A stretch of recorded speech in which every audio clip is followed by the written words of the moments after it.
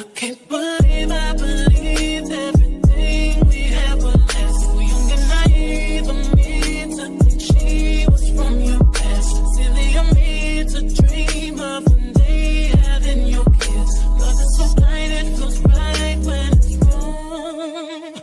I can't believe I fell for your schemes. I'm smarter than that. Young and naive to believe that with me you're a changed man. Foolish of me to compete when you cheat, when lose, when win. It took me some time, but now I'm moved on. Because I realize I've got myself and that's all I got in the end. That's what I found out, and it ain't no need to cry. I took a vow that from now on I'm gonna be my own best friend. Be myself and that's all I got in the end. That's what I found out, and it ain't no need to cry. I took a vow that from now on I'm gonna be my own best friend. Controlling, and you say that you love me, but you don't. Your family told me one day I would see it on my own. Next thing I know, I'm dealing with the 3 kids in my own. Love is so blind, it feels right when it's wrong. Now that it's over, stop calling me, come pick up your clothes. Ain't no need to front like you're still with me. All your homies know, even your very best friend tried to warn me on the low. Took me some time, but now I am strong. Because I realize I've got myself and that's all I got in the end. That's what I found out, and it ain't no need to cry. I took a vow that from now on I'm gonna be my own best friend. Be myself and that's all I got in the end. That's what I found out, and it ain't no need to cry. I took a vow that from now on I'm gonna be my own best friend. Got me, myself, and I know that I will never disappoint myself. All the ladies, if you feel me, help me sing it out. I'm sitting with you. Yeah, you hurt me, but I learned a lot along the way. After all the rain, you'll see the sun come out again. Yeah, I know that I will never disappoint myself. I'm crying. All the ladies, if you feel me, help me sing it out. I'm sitting with you. You hurt me, but I learned a lot along the way.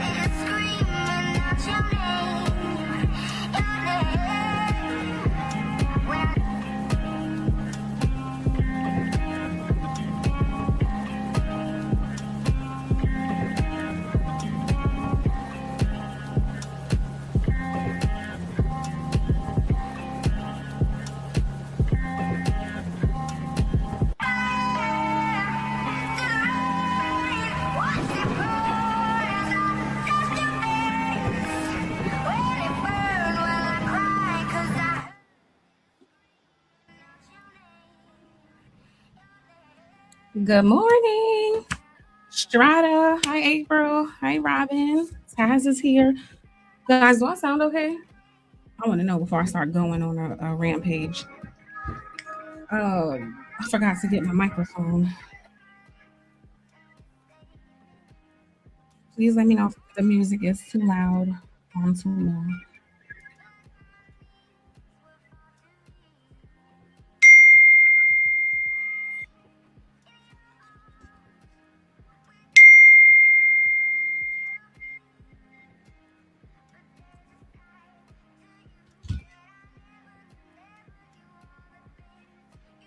Chicago. Thanks, Chicago. He said, is Brooklyn in the house? Without a doubt. I'm the rapper with clout the other rappers yap about. I hope I said it exactly how the rapper said it. I don't know who said that, but one of them said it. Okay, good morning, guys. So let me take this off.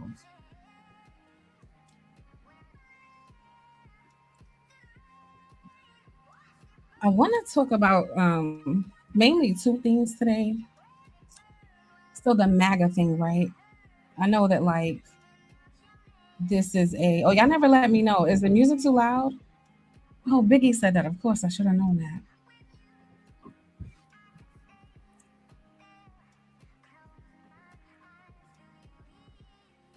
Thank you for the cash app. Really, I appreciate you out the gate supporting me. Thank you so much. I really do appreciate it. Um, so yes, today two things I want to discuss. I want to get into the MAGA thing because I've come to realize that I personally believe that MAGA is a cult, right? That is not to say that every Republican is in the cult, but I'm speaking specifically to like the extreme MAGA people. I really believe they are a cult. And what made me start to feel this way was I don't know, my brain has a thing with like pattern recognition, right? And I would notice that whenever these MAGA people would speak black, white, it didn't matter. They were almost operating as if they were under like a psychological programming.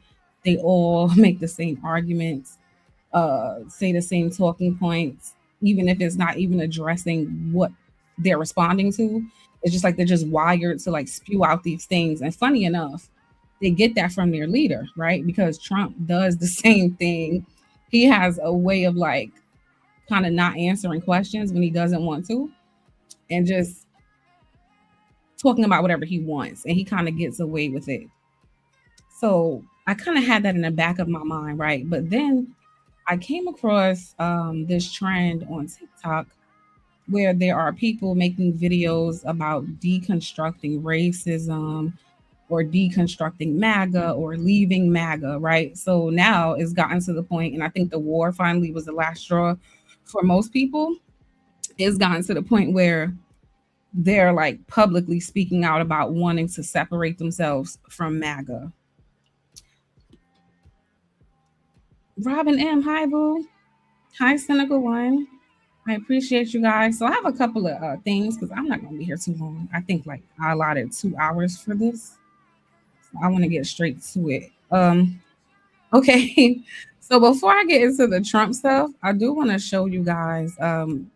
There's this documentary by these two women. It's a black woman. Her name's Regina Johnson. And it's an Indian woman. Her name is Syra Rowe.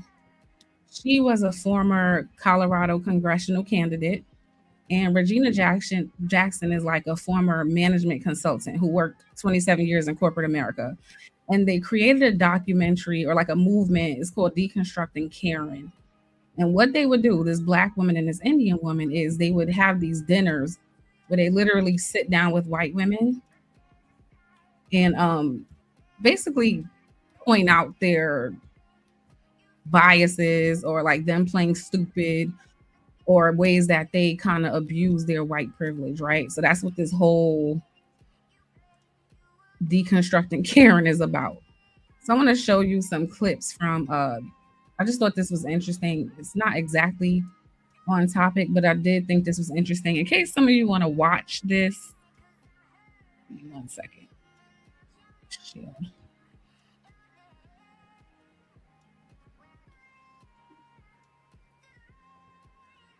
Hi, Flora. Thank you for coming. Okay, so let me take this off. Sorry, I'm a little rusty, y'all. I haven't streamed in a while. Okay, so this is a clip from the Deconstructing Karen documentary that came out in 2022. But let's hear some of it. I want a show of hands of everyone at this table who is racist.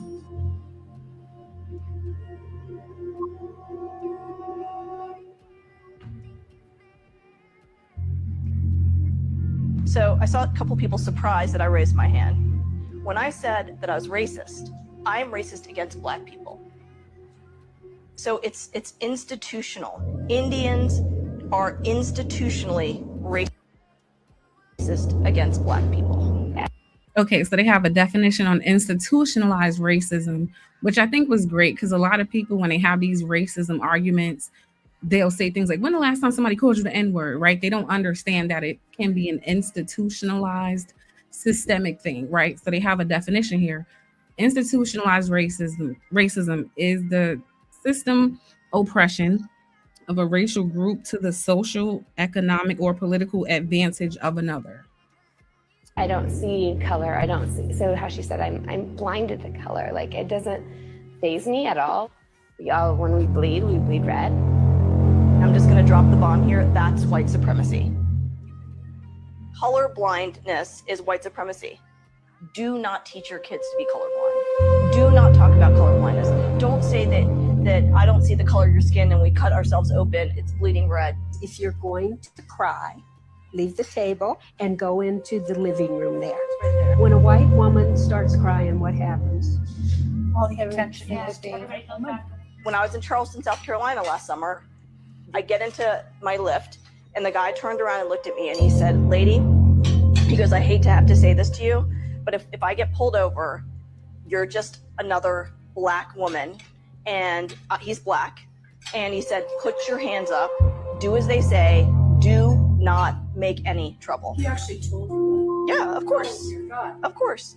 That's the South life Carolina. he lives. And so- that's his reality. But that's his reality. Anger. She's worried that her kids are going to die. I cannot remember a time that I have not woken up in the middle of the night in a cold sweat. I want to ask also to stop acting shocked.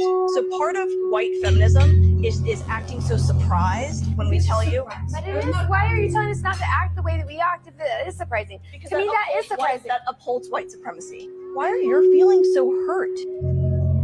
But why are your feelings more important than the reality of the violence of our lives? You walk through the world with a different experience because you are a white woman. So I can't sit here?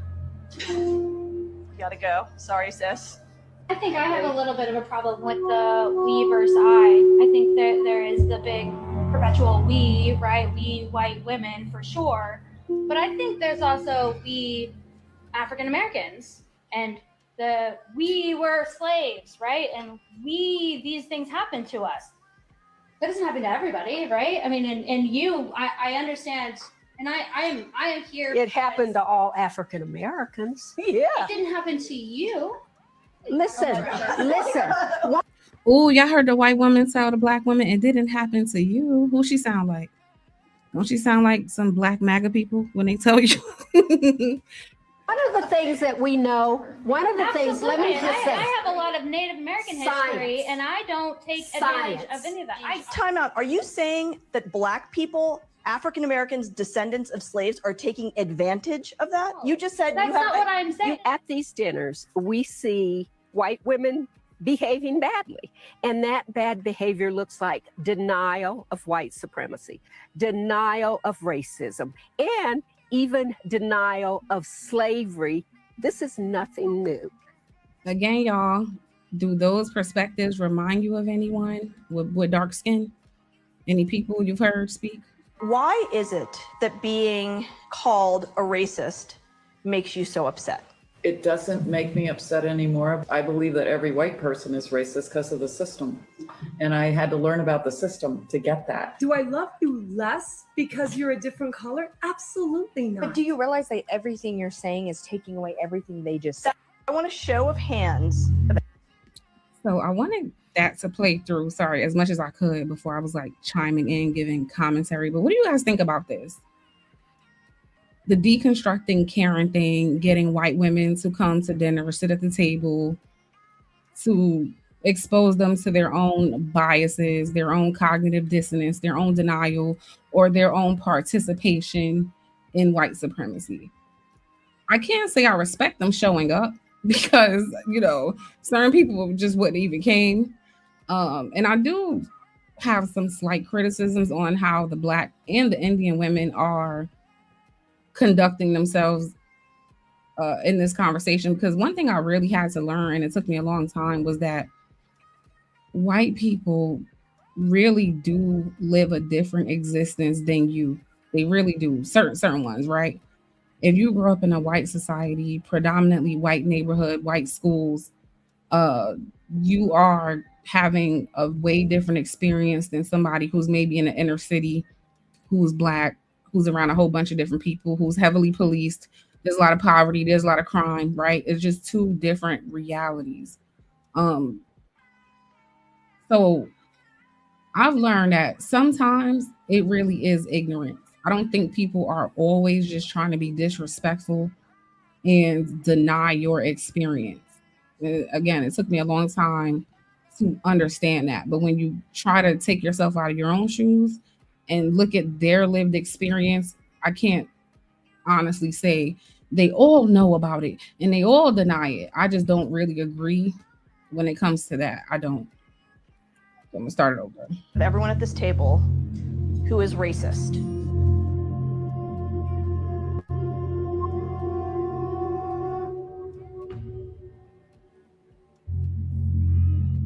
So I saw a couple people surprised that I raised my hand. When I said that I was racist, I am racist against Black people. So it's institutional. Indians are institutionally racist against Black people. And why is that? Indians are institutionally racist against Black people. And I love that she's an Indian woman saying it because it's not just a white and Black thing. Because of colonialism and white supremacy, the structure on a global level, most people are either racist or discriminatory against darker skin, even in their own groups. If we look at the Asian community, skin lightening is a thing. They are very harsh on other Asians who may be darker, and it wouldn't even something you or I may not even notice, but they'll consider it dark, right? If we look in certain countries in the Latin community, they are absolutely colorist, right? They will treat the Hispanics who have like the kinkier hair and a darker skin, they will absolutely be colorist against them. This goes on in Africa, right? There's the skin bleaching problem over there. In the Caribbean, is a skin bleaching issue over there. Like, and of course, in the United States, you just listen to the music. It's all about red bone, yellow bone. If you look at what's predominantly on TV, who the leading role is, who's on the cover of the magazine, is going to be lighter skin most of the time, even if they're Black, right? So this is not, I guess I don't understand, like, when we have these conversations, why people, Black people, who, interesting enough, who get discriminated against the most, love to pretend as if those aren't facts when I could point you around the globe. Like, that's how true it is. It's not isolated to the United States. It's a global fact. I don't know. Hi, Lena. Hi, Joshua. How you doing? Flora, Sugar Bomb. Hi, Sugar Bomb. I just want to make sure I say hi to everybody. Okay, but yeah, I don't understand specifically why Black people do this. Deny. I guess that's how you maybe handle problems that you know you can't do anything about. Pretend they don't exist. I don't know. But let's continue. I don't see color. I don't see. So how she said, I'm blinded to color. Like, it doesn't faze me at all. Y'all, when we bleed red. I'm just gonna drop the bomb. Do y'all believe anybody when they say I don't see color? I never believe anybody when they say that. And it doesn't make you a racist if you do. I just don't understand this. Again, maybe that's the white people's version of deny, deny, deny, right? I don't see color. So black people will tell you, um, there is no racism, there is no colorism, and they'll point you to like the one exception to the rule who quote unquote made it, right? To prove their point. And then I guess white people will say, I don't see color. We all bleed the same color when we everybody lying.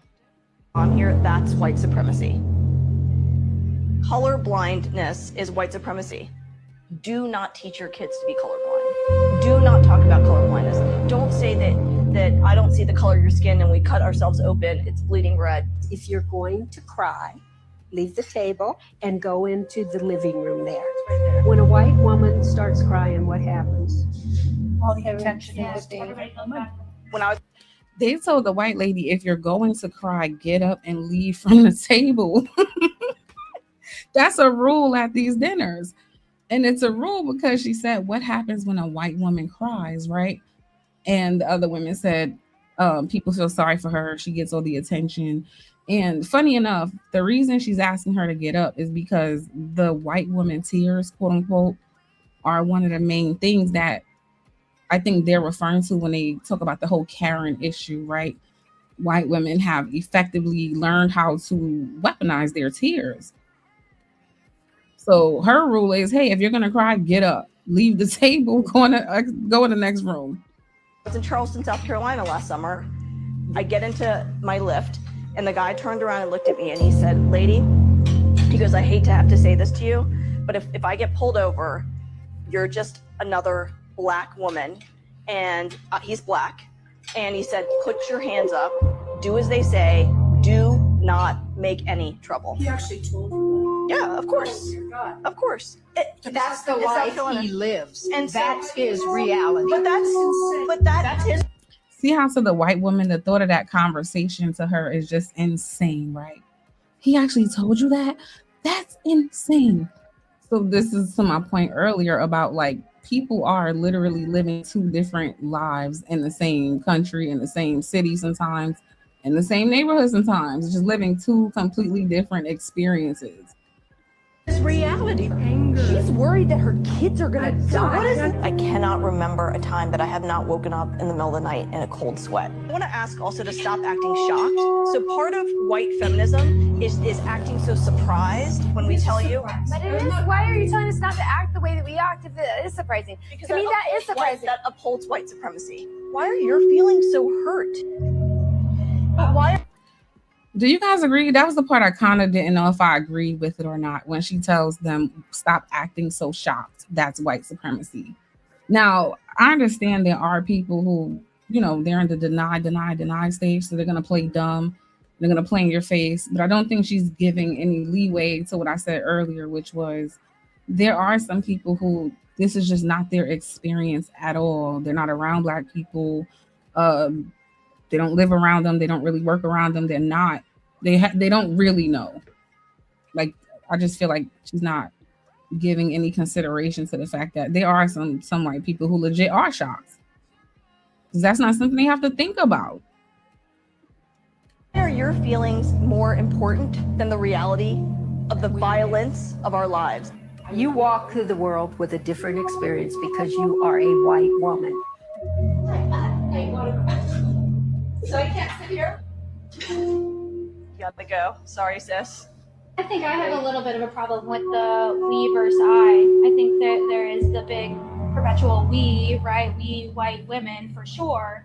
But I think there's also we African Americans and we were slaves, right? And these things happen to us.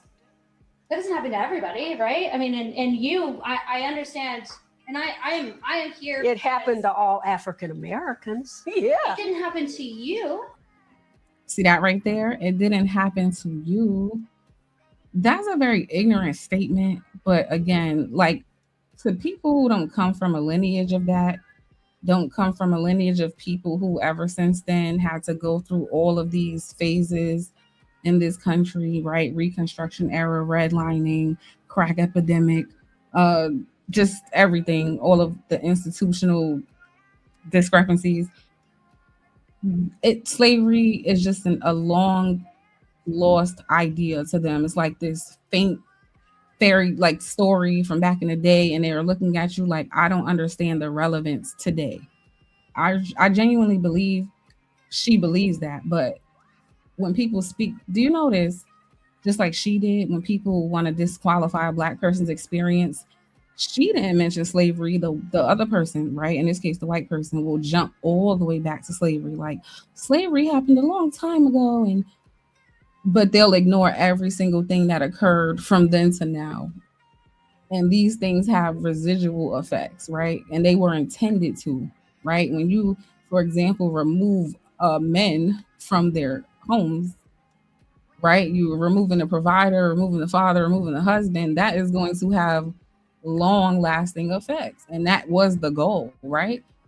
Um, so when people want to speak to you present day and act like slavery was so long ago that has nothing to do with today, that's not exactly true.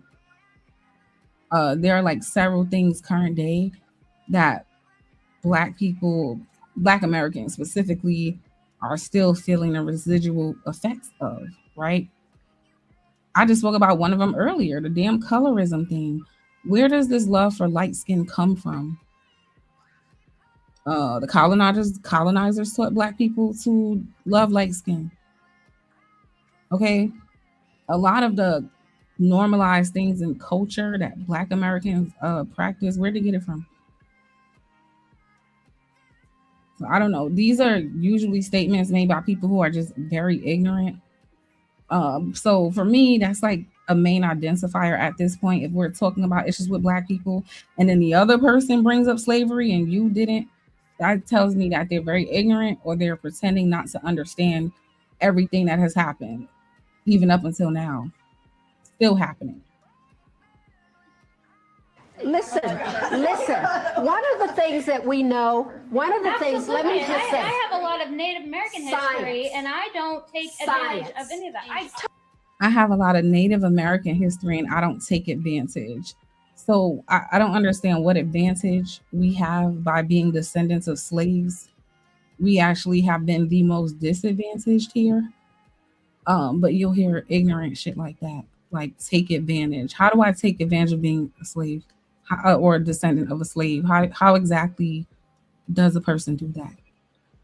Time out. Are you saying that black people, African Americans, descendants of slaves, are taking advantage of that? You just said That's not what I'm saying. At these dinners, we see white women behaving badly.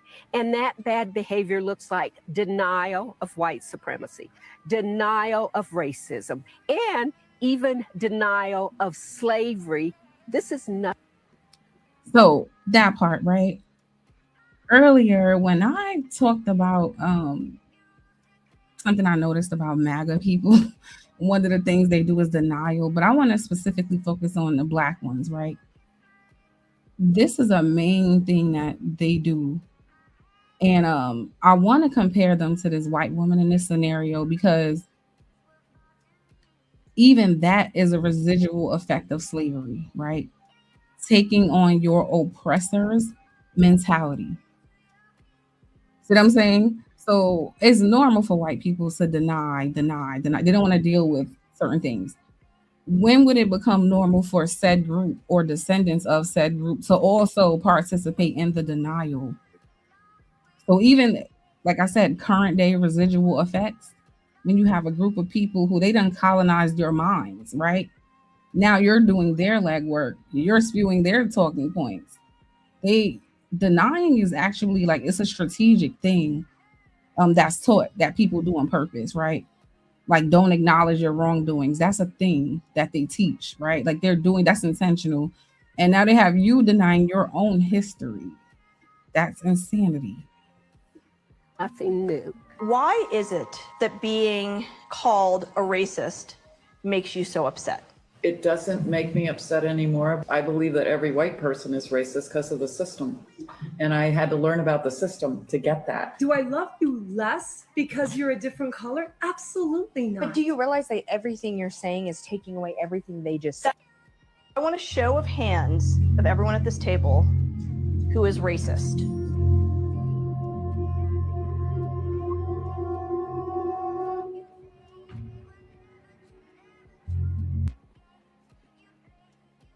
have some more clips. Hold on, y'all. What's up? Josh was in the chat going off saying, why the hell would y'all think about white people?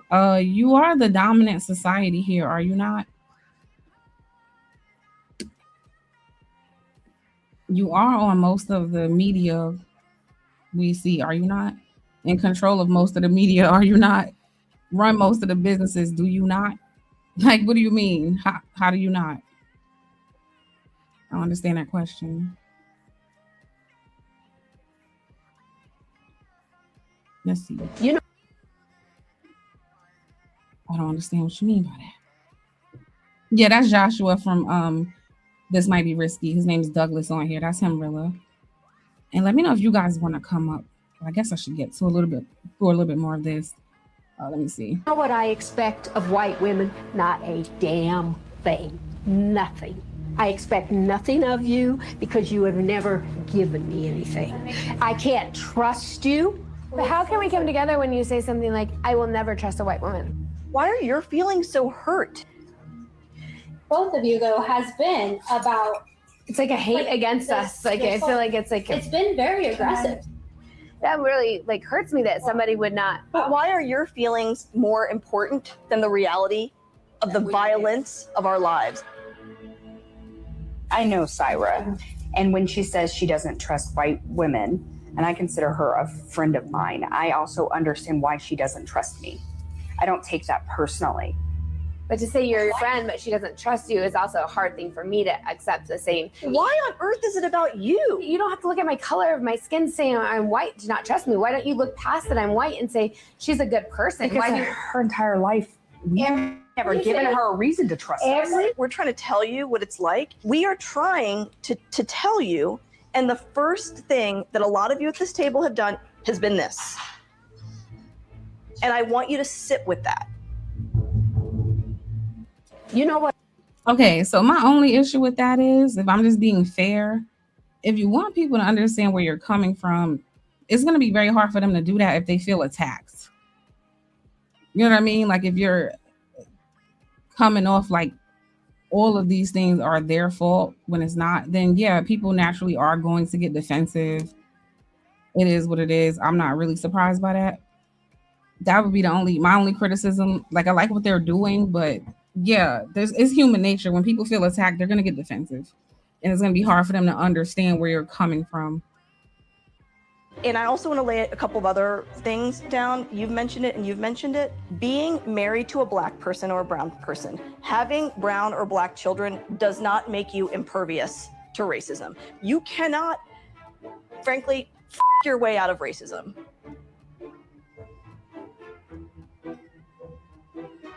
And I also want to lay a couple of other things down. You've mentioned it and you've mentioned it. Being married to a black person or a brown person, having brown or black children does not make you impervious to racism. You cannot, frankly, your way out of racism. Okay, so with this, I feel like it's twofold. I feel like that comment threw me off. I feel like there are some white people who are just genuinely not racist. But the idea that I sleep with black people, how does slave masters did that? That's why some of us are the complexions that we are now. Like, I don't understand when having sex with people ever made you not racist. Like, when did that happen? I don't know. How many of you would trade places with a black person in this society? Raise your hand. See the I don't see color crowd? As soon as you hit them with that question, okay, you don't see color. How many of you would trade places with a black person? Crickets. I don't know the answer to that. Well, it's yes or no. How many of you would do it? I know I wouldn't. I mean, I dated a Hispanic, very dark. No, I'm not talking about Hispanic. See what she did? I dated a Hispanic. Nobody asked you if you dated a dark Hispanic. They asked you, would you trade places with a black person? The question is, But I was going to have children. So I spent many years thinking of myself of having very dark-skinned children. Which is a bad idea. White women should never do it. I'm gonna do a show on this. The mixed kids came forward, and a lot of them who had white mothers had reported like not being treated well by their moms because their moms saw them as Black people. They just did. I ain't saying all of them did it, but there was a good amount of videos about when people are Black and white and they get together and the mom is the white one and you look like a little Black girl or a little Black boy. Yeah, it's different. Question is, how many of you would be willing to trade places in this society with a Black person? I think I would. Absolutely. I'm gonna say Absolutely. yes. Absolutely. Okay. I'm not saying there's not racism. Absolutely not. It's just saying I don't see it. Yeah, but you know how Not- racist this country Not is. to the degree that you do. Oh, To no, be you frank will with you. never know. You know, in this country, we created the criminalization of Black people. And when your skin is seen as a weapon, you're never unarmed. And that's why Black boys and men and women are dying in the street. That was deep. Did y'all hear that? When your skin is seen as a weapon, you are never unarmed. Damn, that was deep. So I don't know if you guys want to check that out. Again, it's called Deconstructing Karen. It's a documentary. What do you guys think about that? Damn, Genesis says, I have one of those videos. The white mom is calling her mixed daughter ugly. Rilla said, biracial kids is a failed experiment in this country. How you feel about Drake?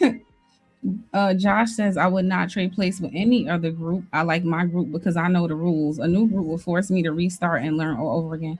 Listen, you're a white man. There's nothing wrong with you saying that. I don't blame you. I like my group too. Genesis says they really believe because they have a Black neighbor or they couldn't possibly be racist. My kid has Black friends at school. See? Well, yeah, because there's levels, right? Because they could probably point you to a white person who's not okay with having Black neighbors or Black friends. So in their mind, they're like, I'm not like them. You know, I get it. The Artifact podcast says, common sense will tell you we would rather play on white people's guilty conscience than deal with a colonial gossiper. What's a colonial gossiper? What is a colonial gossiper? Because I don't understand this. Can you explain?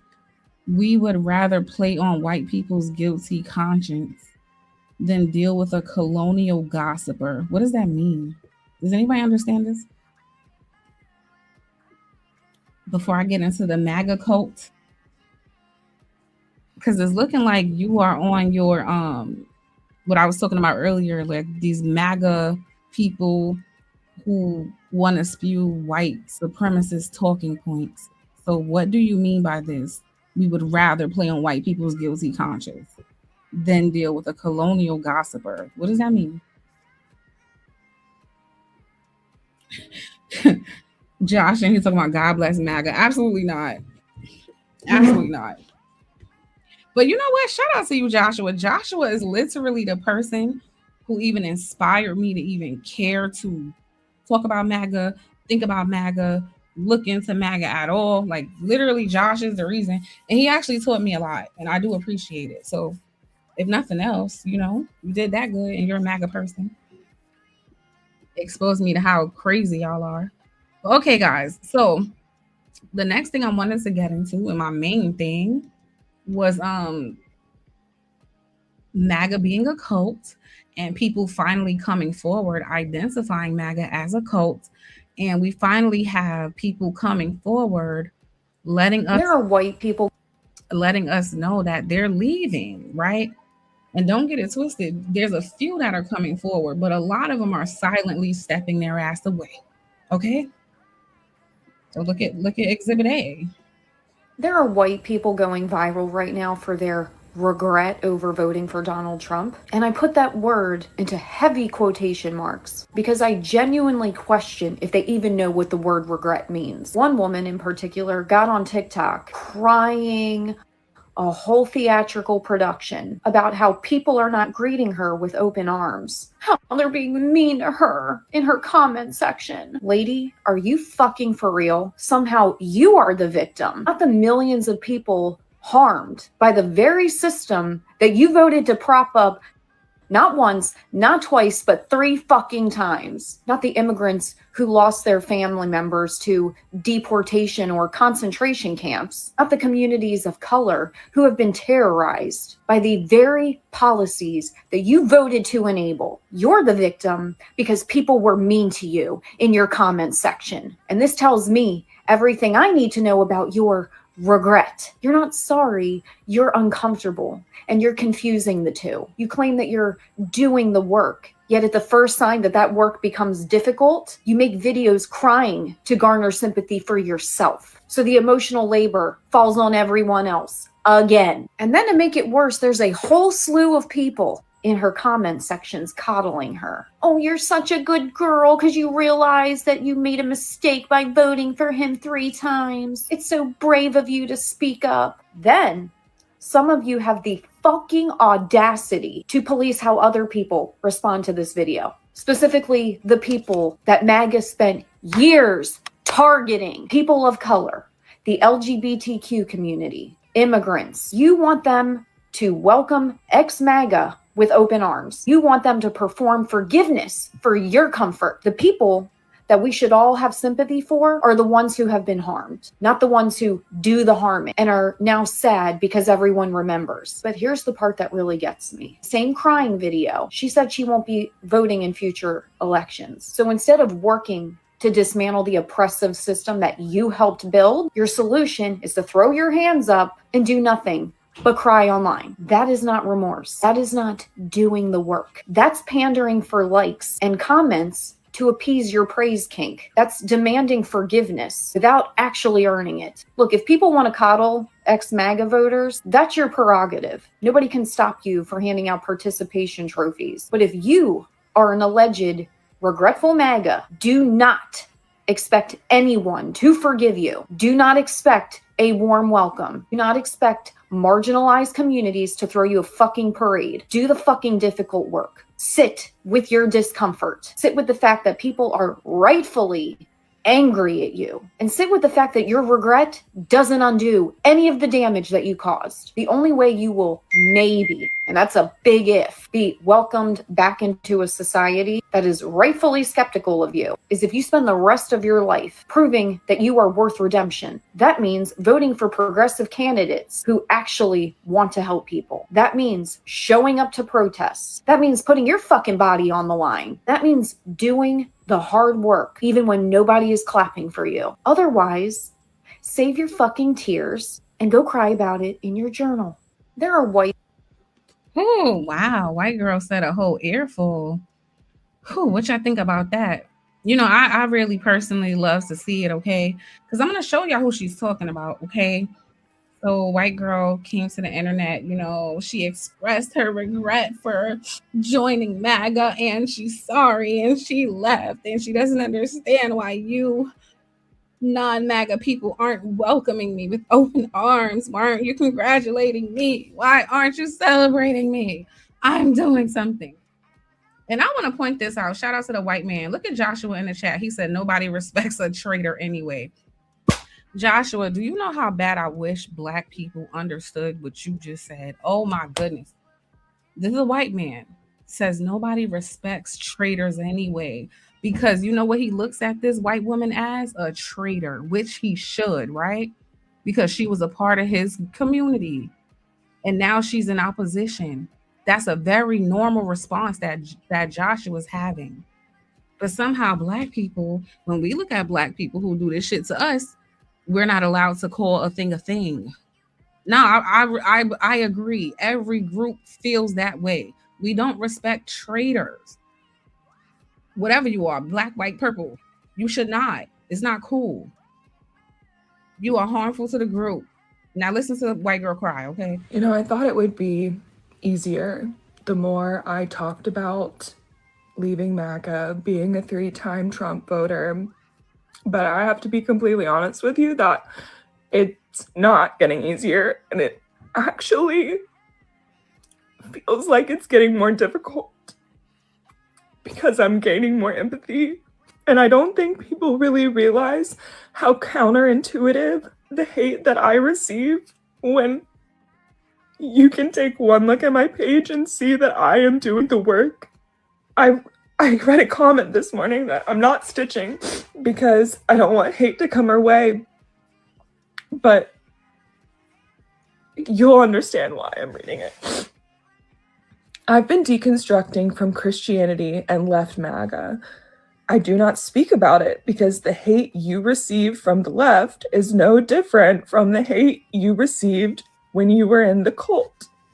Okay, Democrats, are y'all out here torturing people in their comment sections? What y'all doing? She said the hate you received. She said y'all ain't no different, okay? I'm just minding my own business and rewiring my whole belief system. What people don't understand is how hard it is to actually wake up and realize your entire life has been a lie, and now you have to start over from scratch. I'm not going to allow any negativity from anyone into my life. It's hard enough to do this. I can't see. I had to stop and gather myself. She had to stop and gather herself, okay? It's a lot. It's a lot, guys. Have some empathy. Not only that, I'm not going to be a part of any political party or religion ever again. So the expectation of the left thinking we have to vote blue now in order to make amends or something is not something I want to be a part of. This is why the other girl drags her. Look at what she said. After this, I will no longer be a part of any political party or religious group. So the idea of us voting Democrat to make amends is not something I want to be a part of. And that's why the other lady said, you openly announced that you feel so horrible and you're also regretful, but then you say you don't plan on doing anything to counter that. You don't plan on doing anything to repair that. Okay, so what? You just made this grandiose announcement to us for what reason? To make yourself feel better? The amount of "I'll never forgive you" I see in your last video is enough for me to never try to speak up on anything that's happened to get me here. My entire family is deep Southern conservative Christian Republicans. It's been buried into my whole system since birth. Seeing my truth and removing myself from it has been the hardest thing I've ever done. I don't really know what else to say other than, I don't think that this is what the left wants. You've been shouting for people to wake up for years, and people do. And you just want to harp on, and I get it, that it didn't happen soon enough. And I don't believe that. I can't believe that. I have too much hope in my soul to roll over and die. I don't know what the solution is, but I know it's not to beat people while they're already down. I thought it would be. Okay, so here comes the Artifacts podcast. Says Josh was probably an outcast, only made money with blacks. So why you didn't answer me when I spoke to you? Kev Stutters, how you doing? Thanks for coming. I seen somebody else say this too. I think it was up higher, but somebody said Democrats do this too. I'm not saying Democrats don't. I'm saying this: if you are a part of any group, right? I don't care if we are a part of the damn Double Dutch team right now. If you leave this team to join the team of the competition or to take away from our numbers, I think we are justified in calling you an op at that point. Okay, I think so. Joshua, what are you talking about? He said, I hate to break the news. I came from generational wealth. I was born with a silver spoon in my mouth. Yeah, I think we know. Okay, I think we know. Damn, he said they will come back to MAGA when they can't play their attention card on the left-leaning side. We're gonna see, because I don't know. I don't know. It's too early. It's just too early to, it's like when somebody leaves an abusive relationship. the first week, I don't know if you really broke up with them. We gotta monitor you. Okay, so we're gonna monitor, sis. Be easier the more I talked about leaving Maga, being a 3-time Trump voter. But I have to be completely honest with you that it's not getting easier, and it actually feels like it's getting more difficult because I'm gaining more empathy. And I don't think people really realize how counterintuitive the hate that I receive when you can take one look at my page and see that I am doing the work.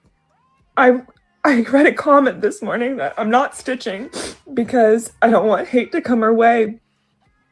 But how do you guys feel about this? For people who are non-MAGA, right? Do you guys feel like they should be embraced? They should be met with open arms? The other side should be more forgiving or accepting? Like, do you feel like it's justified that people are like, as according to her, kicking her while she's down? How do you feel the other side should respond to this? Will understand why I'm reading it. I've been deconstructing from Christianity and left MAGA.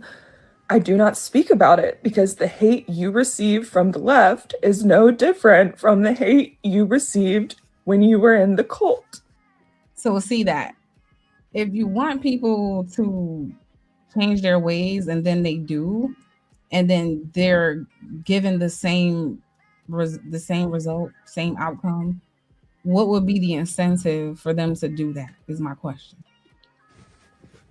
I'm just minding my own business and rewiring my whole belief system. What people don't understand is how hard it is to actually wake up and realize your entire life has been a lie, and now you have to start over from scratch. Do you guys have any empathy for that? Just as a person, if you were Republican, Democrat, whatever, if somebody wakes up and realizes their whole life was a lie and now they need to deconstruct their political and religious beliefs, do you have any sympathy, empathy, understanding, grace, anything for them? Just as a human, like, do you have that? Hi, Robin M. She said, hell no. Damn. I'm not going to allow any negativity from anyone into my life. It's hard enough to do this. I can't see. I had to stop and gather myself. Not only that, I'm not going to be a part of any political party or religion ever again. So the expectation of the left thinking we have to vote blue now in order to make amends or something is not something I want to be a part of. The amount of "I'll never forgive you" I see in your last video is enough for me to never try to speak up on anything that's happened to get me here. Okay, that's what I want to talk about. The amount of "I don't forgive you" that other people are seeing in her chat, right? So here's the problem.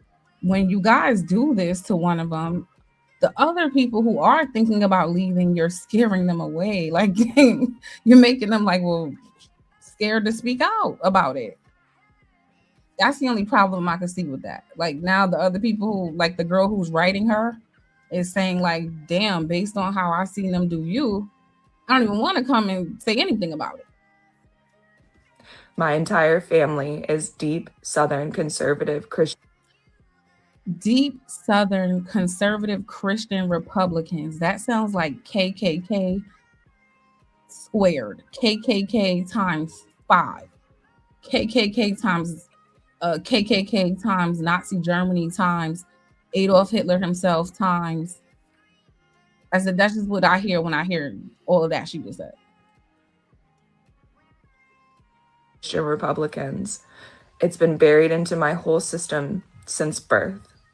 Seeing my truth and removing myself from it has been the hardest thing I've ever done. You guys still don't care? Deep Southern Christian Republican roots, when somebody's born into that, you guys don't care about that? Like, you know, that made me think about, as Black people, how many of you chose your spiritual belief or it was chosen for you? Like, how many of you adopted to Christianity because you were handed that at a very young age, and it was just a normal thing to do because that's what Black people do, and that's what my family does, and that's what I'm gonna do? Or being a Democrat because it's just a normal thing to do. That's what Black people do. That's what my family does. That's what I'm gonna do. If you can be honest and admit to the fact that that's your experience, then you have to consider that that's the same experience for other people as well. People are born into families or environments, communities that operate under a certain mentality, certain culture, certain beliefs, and they're just engulfed in it from birth. Like, it just, that's what it is. So when I look at it that way, I do have a little tiny bit of compassion for sis. I don't really know what else to say other than, like, I don't think that this is what the left wants. You've been shouting for people to wake up for years, and people do. And you just want to harp on, and I get it, that it didn't happen soon enough. And yeah, that's enough of that. But I agree with sis, for she does deserve to go through this uncomfortable phase at the very least, because your voting actions have had real life harmful effects on people in real life. You're crying because the internet made you uncomfortable, but you're still fine. You're still a white woman in America with white privilege, and you're going to be okay. But your vote has serious consequences on people's real lives. People no longer in the country because of you. Some people no longer alive because of you. There are women being raped in these damn camps, these immigration, they call them concentration camps at this point. And the government basically came out and said they ain't gonna do shit about it because they're not US citizens or whatever the hell they said. So there are people who are really suffering. A lot of Black women lost their jobs, hundreds of thousands. A lot of Black men too. People are literally having real life consequences because of your ignorant ass actions. But now you want to get on the internet and cry, and we're supposed to feel sorry for you because your fucking feelings got hurt when people's lives are literally being changed financially. Like, what the hell? I'm trying to understand. Hi, Sherelle, baby girl. I'm glad you're here. Sherelle, we are talking about people in the MAGA code. You stupid. Surviving MAGA. People in the MAGA code are speaking out, Sherelle. They are leaving. The white people have spoken. My name is Danny, and I left MAGA. I left MAGA in about 2021, but the reason why I gravitated towards Trump and MAGA was because... Okay, guys, I want y'all to pay close attention to this, because you see how I'm talking to y'all about the Black MAGA people. I think they are going to, the mentality he's going to explain, like why it was appealing to him, I think they feel the same way, especially the men. Because I was uneducated, I was misinformed, but at the time it was the height of the Black Lives Matters movement and Trump campaigning for his first presidency. And Trump convinced me, like many other white men in this country, that we were under attack. Our way of life, our values were under attack, that we were tolerant of every group unless you were a white, straight, Christian, conservative male. Then you were the cause of all the problems in this nation. And ultimately, it made me the victim. And the truth is, Trump made me feel safe in my mediocrity. When I was part of MAGA, I never had to learn anything new. And Trump didn't make me or other MAGA folks racist, xenophobic, misogynistic, transphobic, or homophobic. He just allowed us to be the people that we already were.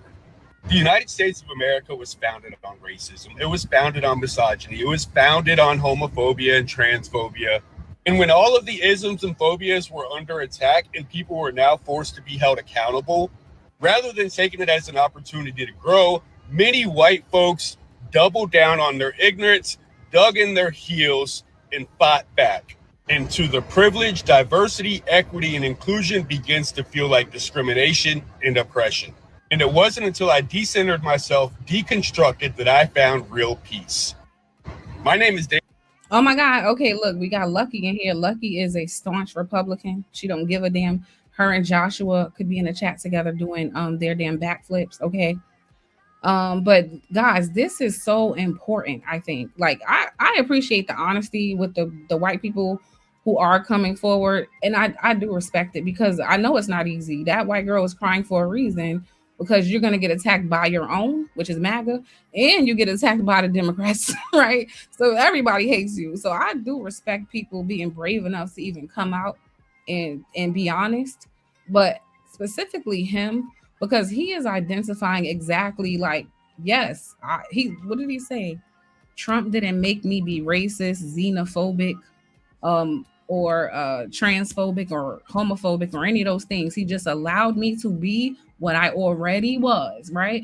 That's him taking responsibility for like the fact that a lot of these people gravitate toward him because that's what they already are, right? So we have people in the country, there's no racism, there's no, well, here we have it. We have the American standard right here, the one that's the top of the food chain, the white American straight male, right? There he goes, and he's telling you, yeah, that's exactly what I was on, and that's exactly why I love Trump. Just like Joshua White asked in the chat, same thing, okay? Let me start it over.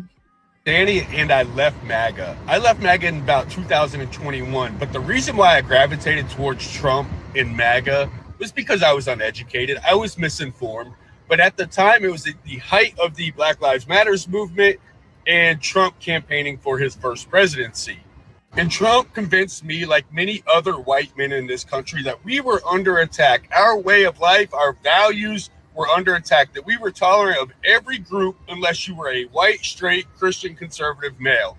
Now, this stood out to me because I'm going to do a show about that too, because, you know, white people are doing what they always do, which is pulling the whole switcheroo.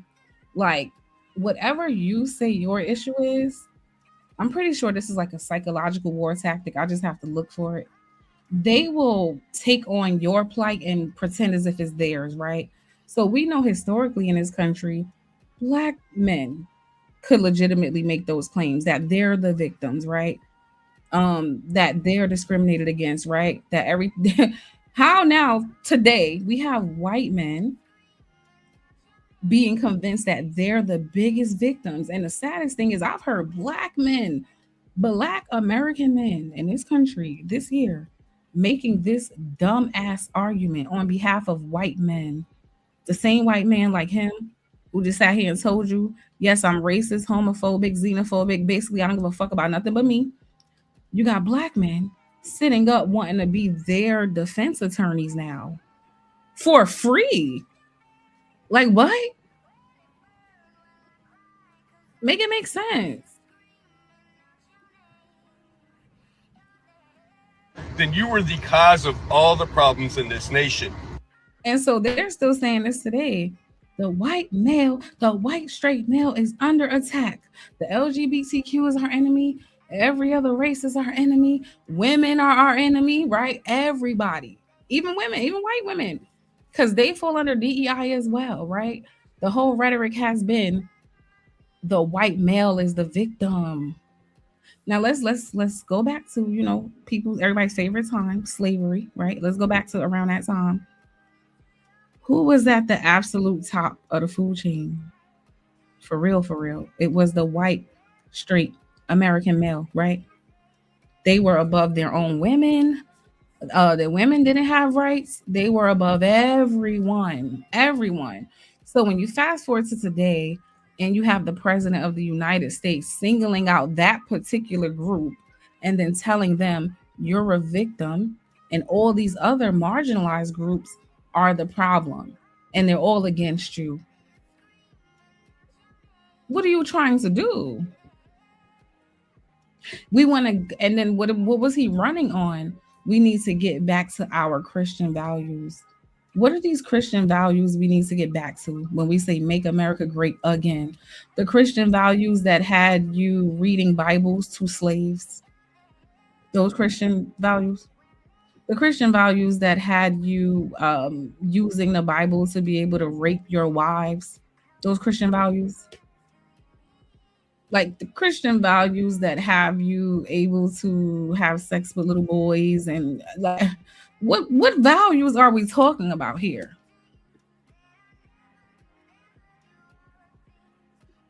The Christian values that had you having slaves rape each other for your entertainment. You were hanging people from trees for your entertainment. You were tying people's body parts to horses and beating them, having them run in opposite directions for your entertainment, right? Raping people's wives in front of them, splitting families up, feeding black kids to alligators, right? They were called gator bait. Mandingo fighting, having black slaves fight to the death while you're making bets. I'm just trying to understand what Christian values these white males are speaking of. Which ones? Somebody help me understand. And ultimately, it made me the victim. And the truth is, Trump made me feel safe in my mediocrity. When I was part of Maga, I never had to learn anything new. And Trump didn't make me or other MAGA folks racist, xenophobic, misogynistic, transphobic, or homophobic. He just allowed us to be the people that we already were. God bless this man for just being totally honest. This is how I know he left MAGA. I believe him, because when we talk to MAGA people, we said it earlier, their main thing is deny, deny, deny. If it's one thing they're going to do is gaslight you, deny, and say a bunch of bullshit talking points that don't make really any sense, doesn't relate to the conversation half the time, but they're just programmed and wired because of what he said. I didn't have to learn anything new. It just allowed me to be comfortable, be what I already was, which was ignorant, racist, and stupid. The United States of America was founded on racism. It was founded on misogyny. It was founded on homophobia and transphobia. Oh my goodness. Thank you, white man. Thank you, white man. How the white man could get up here? He benefits the least from admitting this, right? He benefits the least from admitting this. He can get up here and be honest, but then I'll have black people sit in my face and say, that's not true. There's no racism. There's no, like, we got black people up here talking about these great Christian values this nation was founded upon.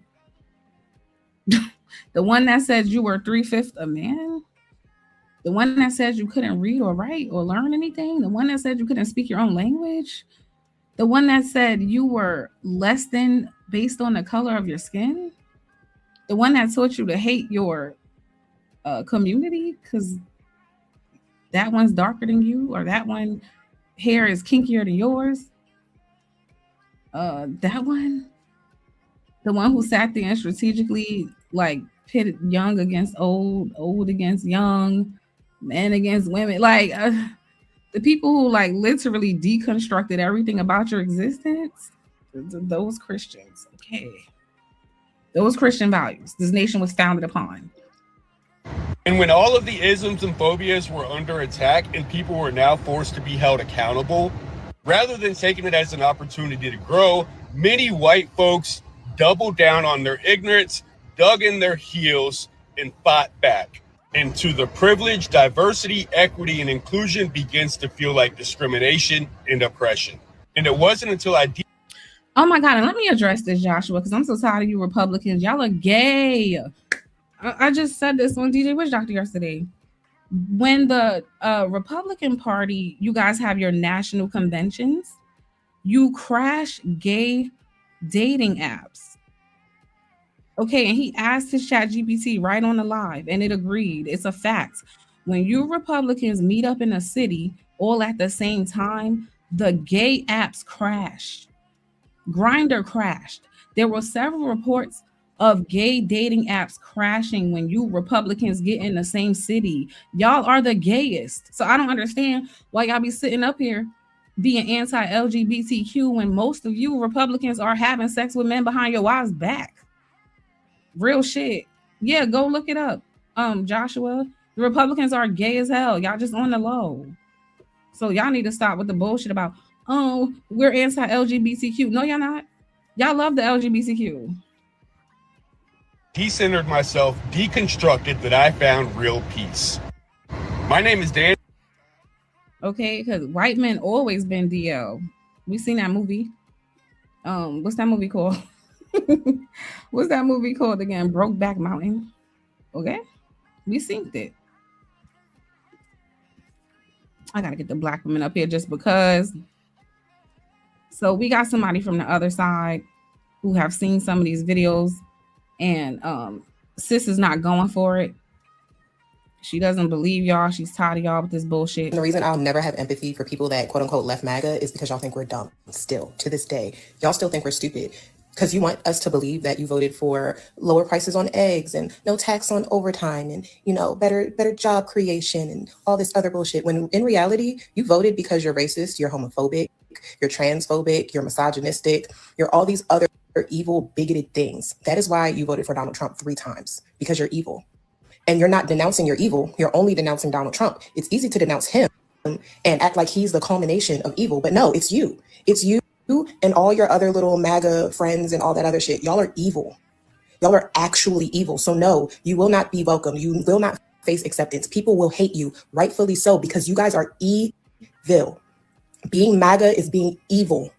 That is why there's no grace. Y'all didn't want brown people in your communities. Y'all didn't want black people to have rights. Y'all want trans people to kill themselves. Y'all are evil. Y'all aren't denouncing all these other things that led to you supporting Donald Trump. You're just denouncing Donald Trump because he lied to us, even though I'm not surprised about what's happening. There's a lot of people that's not surprised about anything that Donald Trump is doing. It's awful to see. But unfortunately, we are not surprised because it was laid out clear as day. And then you want to lie and say, oh, well, he lied to us. He tricked us. No, he didn't. We were saying Donald Trump just said, I'm going to flatten Gaza. And you're like, no, he's not going to do that. He's not serious. Donald Trump said he's going to denaturalize American citizens and deport them to God knows where. He's not going to do that. He can't do that. He's not serious. He's just saying stuff. So he didn't lie to you. You lied to yourselves because you wanted that man to enact the evil that was in your heart. But now it doesn't benefit you. And the reason why you need to denounce and deconstruct your evil and bigotry is because when the next candidate comes around like Donald Trump that sells you this dream that they're going to make you a billionaire all while persecuting brown and queer people, you're going to jump right on them too. Because that was always the problem. If Donald Trump was bolstering in your pockets right now, you wouldn't give a fuck about what anything is going on right now. You wouldn't care because that's your problem. It's getting hard for you. You're selfish as shit. And that has not changed. Even in your little video where you're pretending to cry, it's all about how hard this is for you. And you're just going through lives for you. And people are being so mean to me. People are being mean to you. People have been shot in the face because of you. People's families have been ripped apart because of you. There are missing American citizens because of you. And you think we're supposed to care that somebody was mean to you? Somebody was so mean because I voted for Donald Trump 3 times. When am I going to get the chance to learn and grow and change? You had 3 opportunities. It's too late. You don't get to leave MAGA anymore. That's not an option. You do not get to leave MAGA. You are there and you are going to stay there. And guess what? Once we get through, because we always get through, I want us to pull from the ancient texts for retribution from all of you guys. All of you. You do not get to abandon this. You are going to stay right where you are. You are MAGA still. You don't get to leave it. It's not a choice you get. Not anymore. It's too late for that. Entirely too late for that. And frankly, I don't want to hear it. I don't think anybody wants to hear it. We shouldn't have to. We got too much other shit going on. And the reason I'll never... Damn. Sis said it's a game, blood in, blood out. You do not get to leave MAGA. You hear that, Joshua? Stay your ass over there. We don't want y'all. We can't trust you. You know what I'm saying? What y'all in the chat talking about? Oh, the gay Republicans? Yeah, I'm so tired of them and their grifts talking about, oh, the LGBTQ. Y'all are LGBTQ. Always been. Who you think introduced black people to that gay ass shit? What you think they was doing with the slaves and making slaves do with each other? Okay, white people been on that. So I want to get to, oh, look at this. This is what I'm talking about right here. Look at this. MAGA family, I was on TikTok live and a fellow Trump supporter said that all he needed was my vote. I'll never be part of the MAGA family and that I'm black. I'll never be accepted, but he just got my vote. Nah, that's crazy. Like, I love MAGA Nation. I love the MAGA family. And that breaks my heart that someone would speak to me like that right after the election.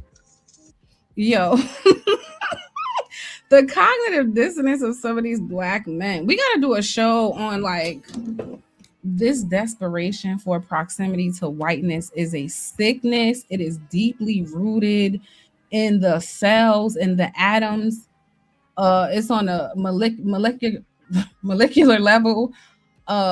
Deeply ingrained. I think it is a part of freaking eugenics at this point. I don't know what the word is when things get passed down. But yeah, this desperate. It's so pathetic. Even Joshua, the funny thing is Joshua just wrote this in the chat earlier about the white girl. He said, well, we just need her for her vote. These people don't even look at y'all like people. He said that about one of his own, and she was a white girl. We just needed the vote. That's how they looking at y'all. And look at him. He's also hurt because he loves MAGA. What do you mean you love MAGA? How do you love a group of people that you don't know, who thrives off hatred of people who look like you? Like, you will be one of those marginalized groups that they don't like. I love MAGA. What?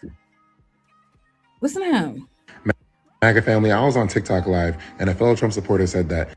And a fellow Trump supporter said that all he needed was my vote. All he needed was my vote. I'll never be part of the MAGA. I'll never be a part of the MAGA family, and that I'm black. Family, and that I'm black. I'll never be accepted, but he just got my vote. You're black. You'll never be accepted, and we just got your vote. Nah, that's crazy. Like, I love MAGA Nation. I love the MAGA family, and that breaks my heart that someone would speak to me like that, right? I love the MAGA Nation. I love the MAGA family, and it breaks my heart that someone would speak to me like that. Oh, epigenetics. Thank you. I was saying the wrong thing. I'm talking about eugenics. Epigenetics. Thank you for that. Hebrew Royalty says just because somebody voted for President Trump doesn't mean they're MAGA. I don't know, but I will say this. I said this earlier, I don't think every Republican is MAGA. This show and the people I'm talking about, I am talking specifically about like the extreme MAGA cult. Like, I am talking about them. I'm not going to say every single Republican is like that, because I know they're not, because we've seen Republicans come on here and say like, oh, I don't agree with what Trump is doing, or I made a mistake, I regret my decision. We've seen a lot of that too. So I'm not going to put it on all of them, but it's a specific group I'm talking about. And he's one of them. And we've seen those people up here too. So here's a former cult member letting us know that yes, MAGA is absolutely a cult. Listen to Becky. Someone who was raised MAGA, here are the 3 things that made me realize it's a cult so I could get the fuck out. Number 1, the fact that a lot of MAGA members would literally give up their religion if it meant following Trump. A lot of them fully believe that Trump is a savior and that he is like Jesus Christ. And while this is on the extreme end, a lot of them would do whatever he asked of them, and that is shown by how much he gets in donations from these people who don't have a lot to give. Number 2, the way that MAGA discourages free thinking and questions, generally speaking. If you do have a question and you ask anyone in MAGA, they will repeat the same bogus bullshit that is a tagline every single time. For instance, one time I asked what would happen to the immigrants of 20 or 30 years in America who have communities and families here. Would they be deported? And they simply said, anyone who is here illegally has to go. It is such a rehearsed tagline that they don't even actually consider what that would mean in their lives. And number 3, the insane merch and the way that they construct their identity around being part of this cult. It's their social life, it's their religion, it's everything, it's their way of life, it is who they are, which is way more than a politician should ever be in your life, like ever. Someone who is raised. Oh, she just dropped some real like deep stuff we need to get into. I just want to hear it out before I interrupted her, so I'm gonna play it again. MAGA, here are the 3 things that made me realize it's a cult so I could get the fuck out. Number 1, the fact that a lot of MAGA members would literally give up their religion if it meant following Trump. A lot of them fully believe that Trump is a savior and that. You see that? They believe he's a savior. Somebody says, all hail our leader and savior, DJT, Donald Trump, right? And then the comment under, somebody said, my savior is Jesus Christ. Trump is my president. But I'm going to show you guys a video from recently, from Easter, where there's a woman talking, Donald Trump standing next to her, and she's comparing him to basically Christ. Like, he's the second coming of Christ. He's the chosen one, right? This is where it gets culty, right? They are starting to turn this man into a deity. They've been doing it. Oh, yeah.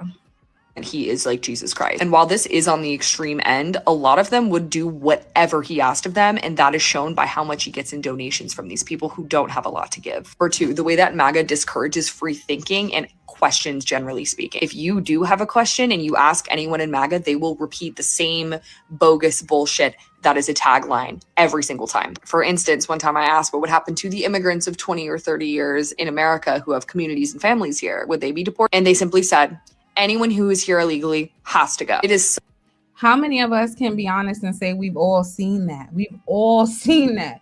Whenever the MAGA people come around and you're trying to have a genuine conversation, what do? They all just repeat slogans that he has said, repeat his taglines, right? When you try to get into the how, why, when, where, there's never any substance most of the time. They'll all say things like, well, no, it's just about the policy. And it's like, all the illegals have to go and like make America great again, this great nation. And they're like, what? The Democrats, they're always the recent thing I've noticed, they'll all start talking about Obama out of nowhere. You'll be like, how Obama get in this conversation?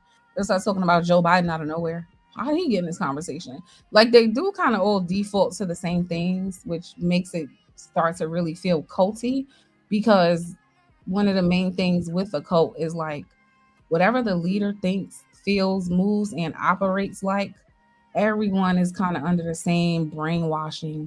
Like he's literally or she's literally the brain of the entire thing. There is no real free thinking or independent thinking when you're in a cult, right? So they are behaving exactly like a cult. When you see people start to abandon like their own logical, critical thinking, or their own best interest, right? Especially like when I see Black men going hard for this. It's like, do you understand? This is actually against your own self-interest. If you just really thought about the long-term effects. Like 300,000 Black women, if that's what the number is, I don't know, losing their jobs affects Black men. Like it does, right? Those Black women, a lot of them have Black children. So you want the women in your community in a position where they are unable to take care of your children. That's a positive to you. And then I think the second wave came and there were hundreds of thousands of Black men who lost their jobs, right? And then we still have Black men sitting up like Trump is oh so great. How? He is literally hurting your community. I understand a lot of you are too ignorant to really think about how that does affect the whole. I truly get it. But it's like, you guys are like delusional on another level. I can't understand it. Such a rehearsed tagline that they don't even actually consider what that would mean in their lives. And number three, the insane merch and the way that they construct their identity around being part of this cult. They construct their identity around being in this cult. How many of them have we seen? Every time you see them, they gotta wear that red hat, right? They gotta wear it. They gotta let you know, hey, I'm a part of this group. This is me and I am them. Or they gotta have it in their name and their tag, right? They gotta Trump, like everything's Trump their whole life. They gotta have a bumper sticker on their car. They gotta have the t-shirt, right? Everything's about Trump. It gets to the point like all of their perspectives are viewed through a political lens. They are no longer a person. This is the cult shit. You're not even you anymore. You are the cult and the cult is you, okay? Social life, it's their religion, it's everything, it's their way of life. Well, if Civil War somebody wrote, well, if Civil War is breaking out against the Democrats, I'm all in. Let's rock. So look, now you got the people infighting, right? That's how real it is for them. They ready to have a civil war behind this man. It is who they are, which is way more than a politician should ever be in your life. Like, heavy on that. When did a politician ever have this much meaning in anyone's life to the point that he's starting to shape your actual identity? When did politicians start to be like your role model, your messiah, your leader? Like when? When was that a thing? Ever. someone who was raised MAGA, I feel like this is a whole psyop. This is a psychological operation. And I just thank God it didn't get on me. But clearly, some of these people are like, I don't know what kind of spell they have you guys under, but it's like, it's sickening. What's the latest? Y'all gotta go to New Orleans and go to the store and find a lady who do the root work or something and get that damn spell lifted. I don't know. So this guy I want to tell you about before I drop the link. Okay, he is a cult expert. He actually wrote a book. I'm gonna find it. Hold on. News with the Epstein files, the Iran war, Donald Trump, the Holy War, Armageddon. Hi, I'm Dr. Steve Hassan, cult expert. And yes, I wrote The Cult of Trump, the best explanatory framework yet for understanding what is happening. Okay, so yeah, I wanted to show you guys his book. He actually wrote a book called The Cult of Trump. He is a New York Times bestseller and a respected author. And yeah, he wrote a book about the cult of Trump. So if any of you want to get help, seek help, or just understand, I want to read the book my damn self. Donald Trump is teaching the world about cult leaders and malignant narcissism, the most dangerous personality profile on earth. This is something that all thinking, caring people need to get educated about and start protecting your minds and understand that there's a lot of chaos being created and uncertainty to divert our attention away from the fact that the swamp that people thought was going to get drained, the elite that was going to be held accountable, is Donald Trump and his cronies. And that includes people on the right and the left. It's not just the right. It's authoritarianism. It's elitism. It's kleptocracy. So learn about psychology of mind control, study my influence continuum and bite model. Learn how to protect yourself. Seek out credible, experienced, credentialed experts. And let's work together for a better future. What do you think? Put your comments below. This is crazy. I'm gonna drop my link. I think that's the end of my my little speech. I didn't have a lot of time today, so I'm gonna drop the link real quick if anybody wants to come speak up for their daddy. You know, I know Joshua wants to. He wants to come promote for his cult. We know that.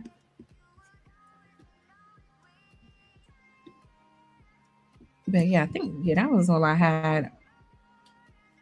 Wait, what is this?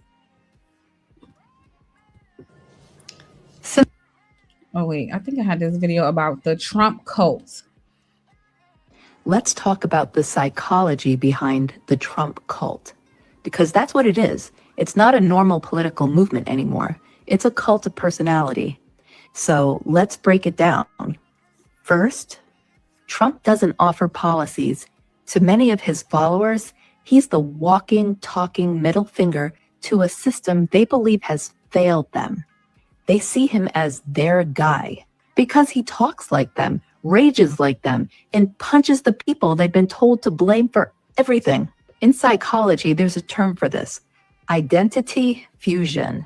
It's when your personal identity becomes fused with your group or leader. That's why criticism of Trump feels like a personal attack to his supporters. Second, he offers revenge, not solutions. Oh, did y'all hear that? It makes so much sense now. Have you guys ever heard of identity fusion? See, we got to go to the psychologists and everything. They be knowing.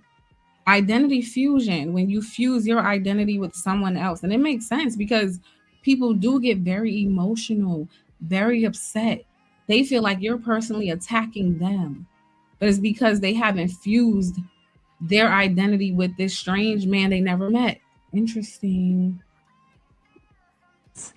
He promises to go after them, whether it's immigrants, the press, Black activists, LGBTQ people, liberals, college students, elites, anyone outside the tribe. Again, it's giving culty. Who is them he's talking about? He's talking about anybody that's not in the cult, okay? That's classic authoritarianism. And to some people, that promise of vengeance is more emotionally satisfying than actual policy. Third, when you don't trust the media, the courts, elections, schools, you start to look for a savior. That's why Trump acts like a strong man. He creates. Oh, that's so deep. This is what cult leaders do, right? They got to make you feel like everything else around you is a lie and I'm the truth.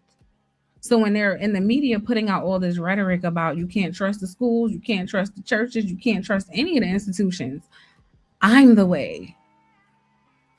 What did she say? He creates the crisis and the solution for you. Creates the crisis, then sells himself as the only one tough enough to stop it. Fourth, his followers are trapped in an information bubble. Fox News, MAGA influencers, far-right churches, Truth Social, it's a closed-loop ecosystem that tells them every day, the elites hate you, the media lies, only Trump tells the truth. This is called epistemic closure. When you no longer accept any outside information, it's cult logic.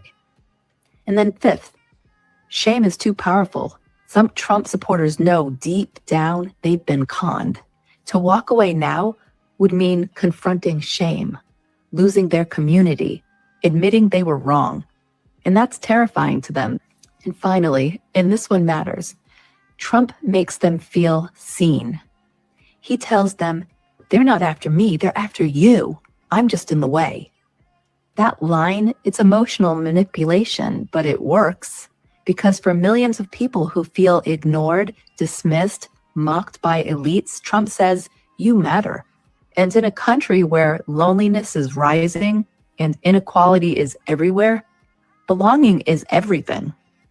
So when people ask, why do people love him? It's not just politics, it's psychology. Trump didn't create the cult. He just saw the cracks in our society and he weaponized them. Y'all gotta understand, man. People are not playing fair. When we get into like the elites, they're not playing the way you're playing, right, Joshua? You would know. Where you at, Joshua? I'm right here. I'm right here. You realize what she said could be said about any politician as a general rule. Yeah, it could be, but what do we see? Well, I'm not you saying only they're not doing it, but I know that Trump's definitely doing it. Well, no, Trump is absolutely Trump. So let's get some terms. Let's find out if we can agree on a few Hi, terms. Joshua. My other Joshua. How you doing, Joshua? MAGA, would you agree that the term MAGA really applies to people that believe always Trump, regardless of anything else, right? It just always Trump, nothing else. Pretty much, yeah. Oh, okay. So I would agree with your classification of a cult system, as you would see that the vast majority of voter base are just generally people that don't actually care about politics in general, right? So when they jump on a political identity, in this case, it's going to be MAGA, they're generally just basically, it feels good, so I'm going there, right? Nobody's actually going to clarify any of the real political positions.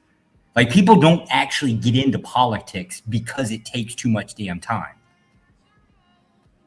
So I will agree that it's definitely a cult, as in any group of people that just jump on in any ideology without actually just trying to hammer out the details of it, even to comprehend, let alone decide to join or oppose.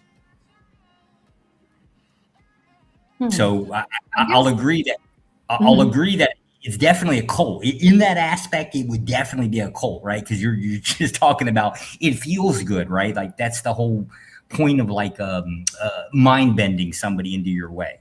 Like, it doesn't really require much, especially in today's society. We just have to make people feel good. To hell, they'll join on, right, Venus? Right, but look, in the past though, have we ever seen this level of investment from citizens, political leaders? No, like the whole identity infusion, like like how it's happening now is kind of insane. Yeah, no, we've had it before. The level thing, though, I don't know how to measure that, right? Populations increase over time. But like the idea that people will jump wholesale on political sphere, hell yes. I'll give you an example that would probably apply within the Black community, right? Take MLK versus Malcolm X, right? I'm a big supporter. I kind of was more partial to Malcolm X think MLK was a political cuck at the end of the day, right? In the concept that he basically he claimed to be like a staunch Christian, right? And people rallied to get behind that until the FBI like was basically eavesdropping on him and found out he was having affairs with like all kinds of people, right? Right. It's just the true nature of politics. MLK was a politician through and through. MLK was. I mean, I honestly, I'm gonna speak out of ignorance. I don't want to offend nobody in the chat because we love Martin Luther King. But do we believe the FBI? Because think about it, it's the FBI, the people who wanted him dead. So they were audio clips. They say he was anything negative about him. Should I believe that from his enemies? Well, I don't know. You can listen to the audio clips. Like once it got declassified. Yeah, they phone tapped him. Like they illegally, like it hands down, like plain and simple, hands down, they phone tapped him. Every phone call that he had, right, was recorded. And when it got declassified, right, you could actually listen to his conversations. Oh, I need to do a show about it. Let me write this down. We're gonna have to find the tapes. Okay. But what were you saying? Yeah, but you also can't hate on him for that concept because it's not any different than almost 90% of all politicians, right? You might find a decent one somewhere. We just ain't gonna be able to, like, I ain't gonna be able to point one out. You probably could find one. There's got to be an exception to the rule somewhere, right? But you can't hate on him based on the concept of that, right? He was doing what he believed was, I would say, like, I don't think he was disingenuous in saying that he was trying to lead in a direction, right? Whether his personal life, like, I mean, what are you going to do? It's like the same concept of saying, like, conservatives, right? Like, God, damn, I like conservatives for the most part, right? But I will definitely wholesale agree with you, right? Behind closed doors, them some debaucherous, nasty people. I'm the upstate New York, right? It's predominantly conservative.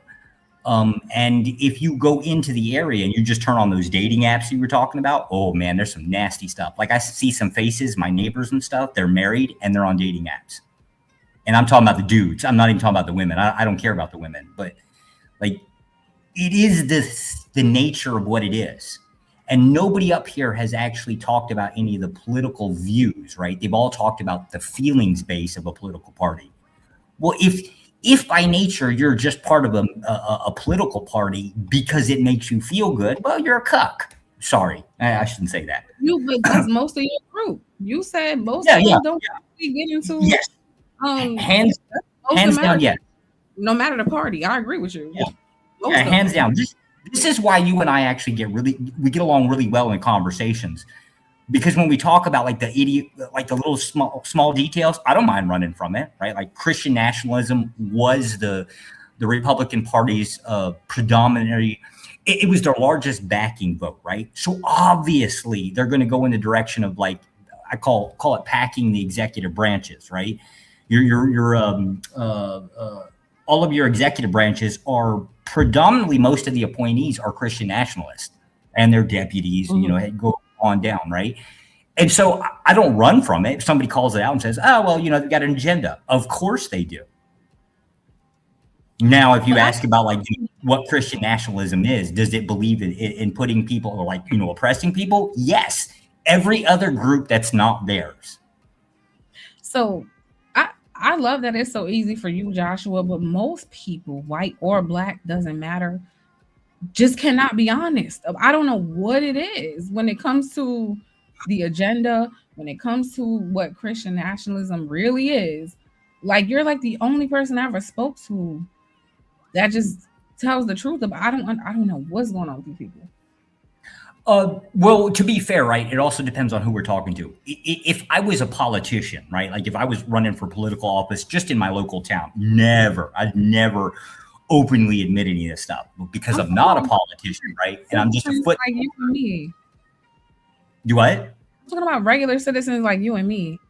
Well, now regular citizens like you and me, like how much time do we honestly have to dedicate getting into policies of just our own local government, let alone the national?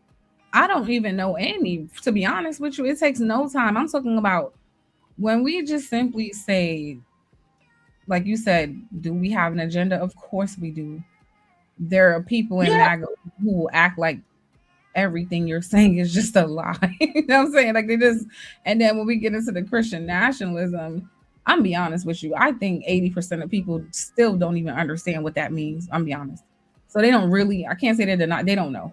They hear the word Christian nationalism, they thinking that it's the kind of Christianity they're thinking of, where there's a person in the church with the Bible who wants to pray for everybody. No, this ain't that. Yeah, And Protestant. nationalists Sorry, you are clever. Protestants gotta go. No offense, right? Protestants just gotta go. See, Protestants But gotta go. Everybody gotta go. we need them for the vote. Like at the end Right. of the day, this is what it boils down to, right? The GOP is an inferior numbered group compared to the DNC and has been for like the last 10, 12, 15 years, right? So obviously you need subgroups. Let me call it subgroups, right? So it's going to be like the log cabin Republicans, those LGBT, like the gays, basically the gays in the Republican Party is what we call log cabin Republicans. Right? We need their vote because we need a voter block, right? We're inferior numbers compared to the DNC. This happens every generation. Like it's a nasty thing that we have to tend with. We are actually a minority group when it comes down to a voter base. All it takes for the GOP to actually win is for DNC to just not show up. You know, like 1/4 to not show up on voting block day or voting day. That's it. You guys are killing us. Apparently not enough, because y'all, listen, we got the orange man in the damn place, like you said, Christian nationalists packing the governmental branches, right? So even though they're quote unquote the minority, they're strategic enough to like still be in power. Well, let me use something that's a little bit closer to home for you. Red pill community. Yeah. You're not wrong on the concept of, women are this, like women are this evil, vile thing that we have to get away from. Like, you're not wrong on that being an ideology. And guess what the cure is? Me, right? It's the same cult procedure that Trump is doing, right? It's the red pill is going to tell you women want to use you, they're gold diggers, they ain't shit. I'm the solution. So buy my course and pay for my membership and look at my car and let me teach you. Venus, you don't even have to buy my course. Here, just sign this political registration voting party, right? Like, all you got to do is sign for this. Just sign this, Venus. I will fix all your problems. Mm-hmm. And so what it shows me, and I guess I'm gonna have to do a show about this now too. These people, and I know for a fact Trump understands it very well. These people are like kind of well versed, or they know enough about human psychology and how to manipulate. Like, this is a lot of like cult mentality. I could almost see it sometimes when I look at certain content creators.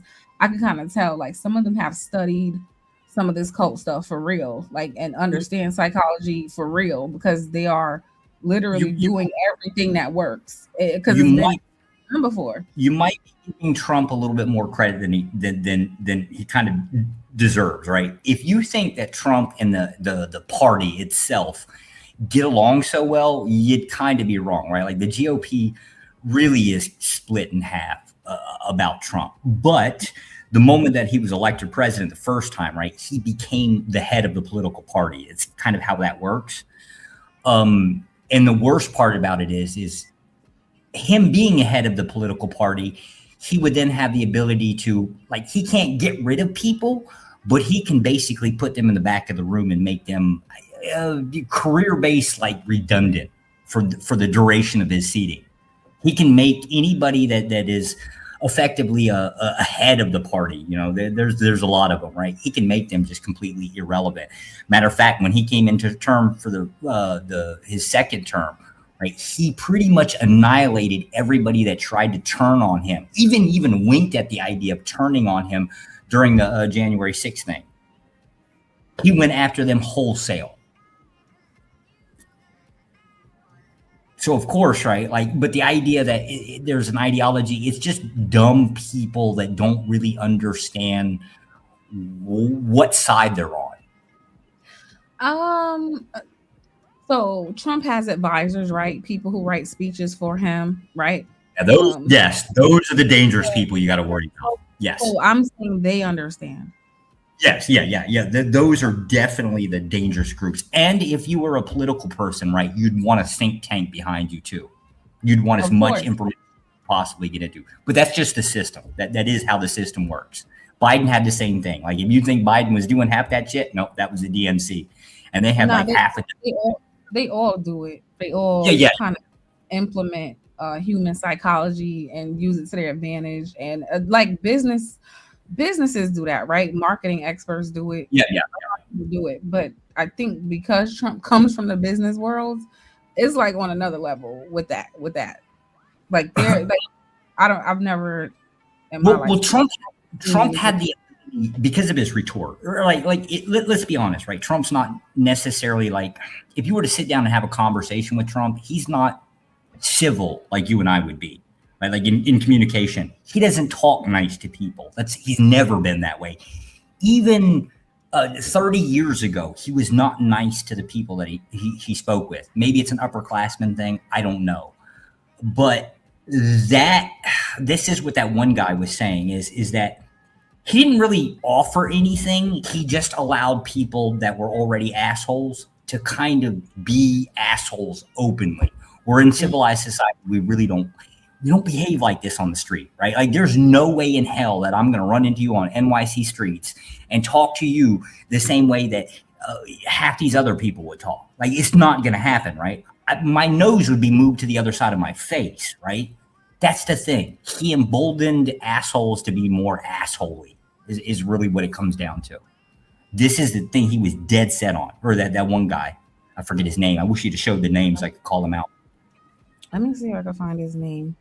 I just came across this other video that I didn't play where I said on Easter they were comparing him to like some type of Messiah. This is another like cult strategy. So look. No one has paid the price like you have paid the price. It almost cost you your life. You were betrayed and arrested and falsely accused. It's a familiar pattern that our Lord and Savior showed us. But it didn't end there for him, and it didn't end there for you. That right there, comparing him to our Lord and Savior. So what'd you think? So that, like, they're doing everything in their damn power to turn this man into a deity. Which they've been now that would, yes. That would be exactly.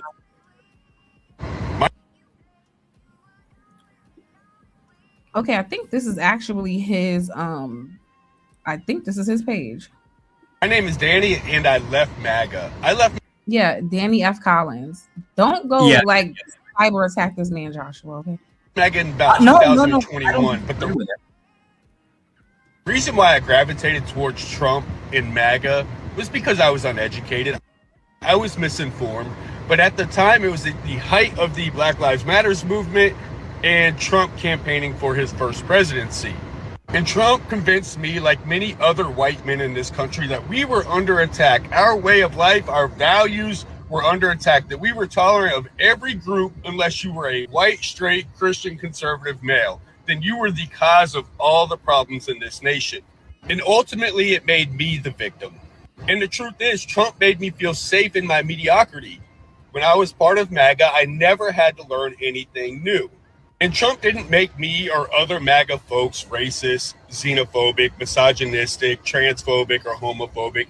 He just allowed us to be the people that we already were. The United States of America was founded on racism. It was founded on misogyny. It was founded on homophobia and transphobia.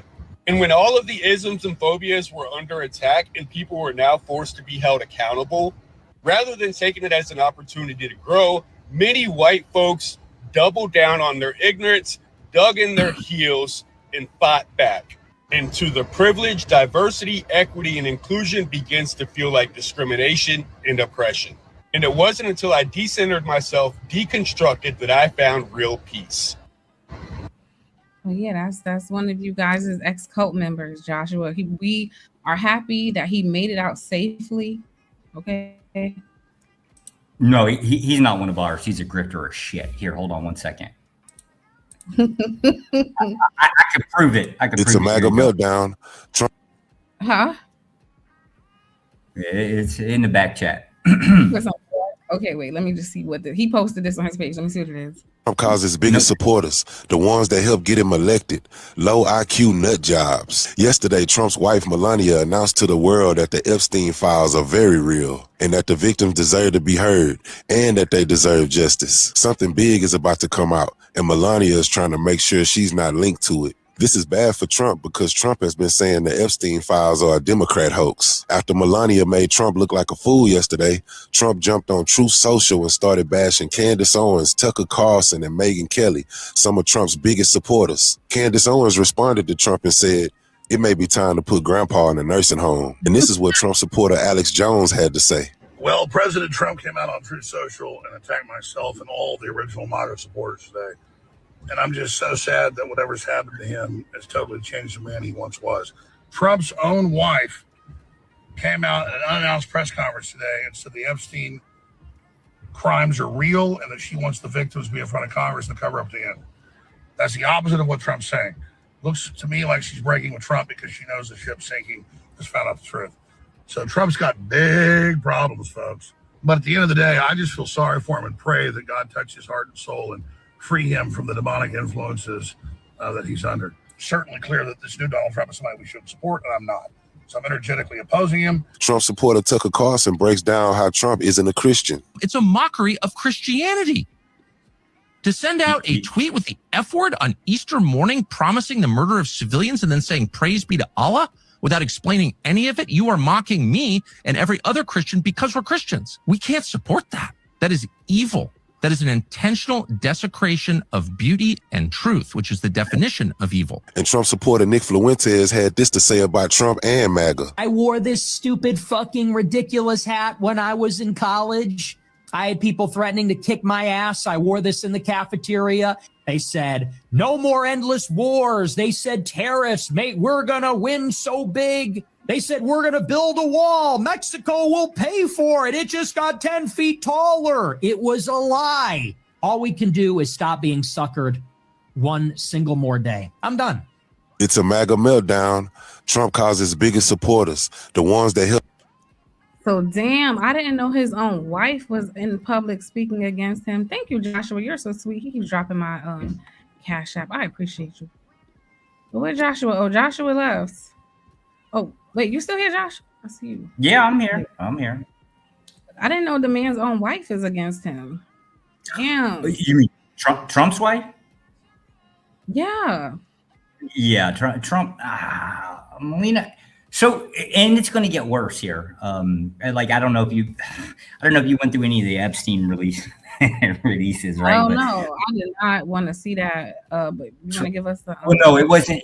Believe it or not, nothing in there was actually like derogatory, or I mean, not safe for YouTube. We'll put it that way, right? But like, Trump was, I guess, apparently it came out that Trump had described how his first meetup with his wife, and he described her in a way that was not very. If I'd have said the same things about my wife, what? Oh, he described her he described her in a way that's very. So there's Collins. That's his website and his registered community nonprofit. This is a grifter. The same thing with that other girl. The not the first girl, the whiny little Karen, right? But the other girl, the last one that you showed. Yeah, she is definitely not MAGA. She's actually currently got a civil action against Andrew Wilson, from basically because everybody was calling her a whore, right? She's just basically saying that she's MAGA. She never was, right? She's just grifting for the attention, as is this guy probably is. Or like the girl I know, she was never a GOP voter. This guy I'd have to look up his voter registration card. How do you know? Oh, you looked at the voter registration? Yeah, that's this guy I did not look up. The other girl I did, right? As soon as that civil action hit. So Andrew Wilson is actually this would be like, he would be a mouthpiece, a really good mouthpiece for Christian nationalism. really nasty person to contend with, but he's really not doing anything other than just going after what you call sexual degeneracy within society. There's nothing really profound there.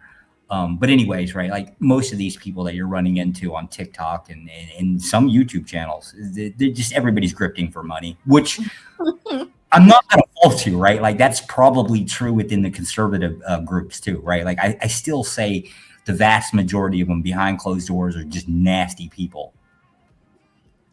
I'm starting to think. Okay. Sorry, I came across this when I was doing my research. I forgot to mention this website, but I seen it earlier, and I was like, "Damn, they got a whole .org about it." But it's funny because I just gotta laugh because we don't know who's grifting, who's not. It's like everybody just lying so much. It's just like confusion. Like I don't believe anybody about anything anymore. I can't. This is why I kind of like. I have a problem on the internet, right? Like I meet people. Well, you know how I am. I kind of like talk to everybody. It's off. It's literally off camera, away from like anything that's streamed, right? I start talking to people and really getting to know. That's usually where you kind of find out people's true intentions. This is why I actually like you. You bring up like the ideas that you bring up, right? Obviously not popular, and because you question in a way, it kind of pisses people off. But at least it's a true, honest, sincere question, and thus it becomes a conversation piece. I don't fault you. God gave me a brain to use it. I use mine. I don't know what people be doing. I kind of agree with a lot of your takes. Like I 100% agree that MAGA, by definition, would be a cult simply because it's just mindless people that are looking for whatever. Like everybody's looking. But they hit all the benchmarks, the identity infusion. All of it. Like, just the repeating, the same scripts without thought. The emotional investment into the stranger, like they all, it's very mindless behavior. Yeah, I mean, like they want you like in a cult. Like you're not. If you're in a cult, you're not here to have independent thought. Like that's not why you're here. You're all here under my mission, focusing on my goal. Well, that is kind of how utilitarians operate, right? Like who has use and who doesn't. Mm-hmm. This is why I'm not gonna lie, I'm a little upset with you.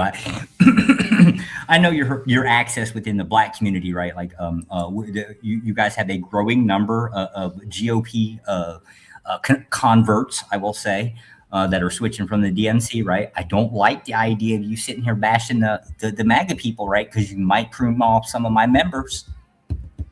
There's like 25 people watching this. I don't know how. It might be at 500 by tomorrow, maybe. Damn well. Yeah, in a couple of days, people are going to watch this stuff, right? Like, it's going to happen. Yeah, it might be at 1,000 in like a couple of days. But, I mean, that's not a lot of people. Don't worry. No, people talk about you. I know. So they're going to bring it up, right? I can't be having you attack my group there, Venus. I'm going to have to go to NYC and pull the plug, right? And drown the entire city just to get rid of you. Damn. Little old me, you got big people like him. This a white man. He got way more power. He got a .org. Get him first. But look, to be fair, right? Getting a .org is not that complicated, right? Like, it doesn't really require much, you think. Yeah, silly. I just think based on his numbers, he's a lot bigger than he has a lot more reach. Especially as somebody who they were in it, that gets a different kind of a. That's what makes all of them stand out, at least to me. When there are people who say I left. Like you kind of want to listen to somebody because I'm different. I don't have any real access, but somebody who was in it coming out, you're like, oh, what are you talking about? Weird. Now I will give you, there really are genuine people that left MAGA, right? Like, for example, like the Iran war, right? Like that kind of pissed off a lot of people. Didn't piss off the war, right? But it pissed off enough people that, there's been some leaking and going away, right? There's always something. You can't please everybody. And again, we don't really care because, right, ended Trump's term. And to be fair, I had no idea who's up next. I got a nasty little rumor from Tiff, and I'm hoping to God it's wrong, right? But she was talking about like the black community started to jump on Carl Tuckerson, and I was like, oh God, I hate this asshole, right? Like he is not a GOPer. Oh, okay, he is a GOPer. I like him. Ah, God damn it! I've been getting more into him. I got to convince you away from that. We're gonna do some content on him because I don't know enough about him, but the few times I've seen him, he seems to be more in alignment with how I think. But then again, isn't he like a small hat, isn't he? I think no, he says he's Christian. Yeah, he's Protestant, or he's pro-Protestant. Do some problematic content too. So I don't know. I'm on the fence about him. So I guess the problematic content would be like what his association with Nick Fuentes, Absolutely. aka the white supremacist. Yeah, I'll give you that one. But hey, you run around with me. I mean, how bad can it be? Good point. That's funny. But no, I don't know. We're gonna see. We're gonna look into him. But I think I saw something. I'm not sure, that Kamala said she was gonna run again. I gotta confirm that, but I think I saw that somewhere. Well, now, to be fair, God, if I'm being honest, right? Like, I'm not gonna vote for her just because she's a woman. Well, I mean, even if she were to run on the GOP, right? It would just be flat out because she's female. You see what I'm saying? And I don't even understand why a female would want to vote or run for national office, right? Like, that's almost guaranteed. Well, it would just be a guaranteed you're going to get assassinated. First woman in office, I guarantee she's going to be the first woman assassinated. You think so? Damn, I didn't think about that. There are more pissed off men than there are pissed off LGBT representatives. Hands down, right? So all you need is one with a decent, targeting system. You're good to go. I don't understand why a woman would want that job myself. Not to sound sexist, but I don't get it. It's very high level stress, high threat level, high responsibility. Like, I don't understand why any woman. I would never want that job ever. Hillary didn't do too bad with her position. Like, she got DOS appointment, all because, right, like, she let her husband mess up some girl with a cigar in the office, right? I mean, but that's how she got her position. She seemed to do okay with it. I'm not gonna lie. I don't know if I can hire. I don't think if I can hold stress against women. I think women tend to do really well with stress in society. Holy shit. The answer would be no. Nobody that was raised in the 1950s would have the same views on society today as they would 70 years ago. Just wouldn't happen. You do. I think the answer is yes. You sound like a white man from the 1950s. You want... No, I would be happier, man, right? And I'd just probably be complaining like, why wasn't life, closer to, more like the 1940s? Or technically speaking, the 1920s. The Great Depression was awesome for us. See? He wants women to be oppressed. Me and Josh and I have gone over this. He wants women to be oppressed like they used to be. He only wants Republicans to have white male. What is it? He only wants white, straight males to basically be at the top of the food chain, have every single advantage, and everybody else, get in where you fit in. And if you're not married, he definitely wants you out. Don't you hold that same view? Don't you want people of your same, and I'm not forget the color part, your same culture and mindset to be the dominant rulers within our society? I understand your perspective. I think that's why you don't offend me the way you seem to offend some Black people, because I do understand. I think the only difference is, and that's probably a problem, but the only difference is I don't feel like, and this might be, as I'm saying it, kind of delusion. I don't feel like you have to want to oppress everybody else. I just don't agree with that. Like, I don't agree with that. I think you have to oppress anybody that can be a direct competition to your position. I just don't believe that Black people are coming up fast enough to be a direct threat to, I guess, our group of people in any way. I agree. And that's only because, well, this is the funny thing. but your people are like, I couldn't say that they actually feel like that because they're part of the reason why. Like, white people have always systemically worked to disadvantage black people and disenfranchise and everything else, right? And if you didn't view black men as a threat, you wouldn't do that. Okay, so let's see here. I agree with the systemic oppression, right? This part I agree with. That is by default how systems are designed, right?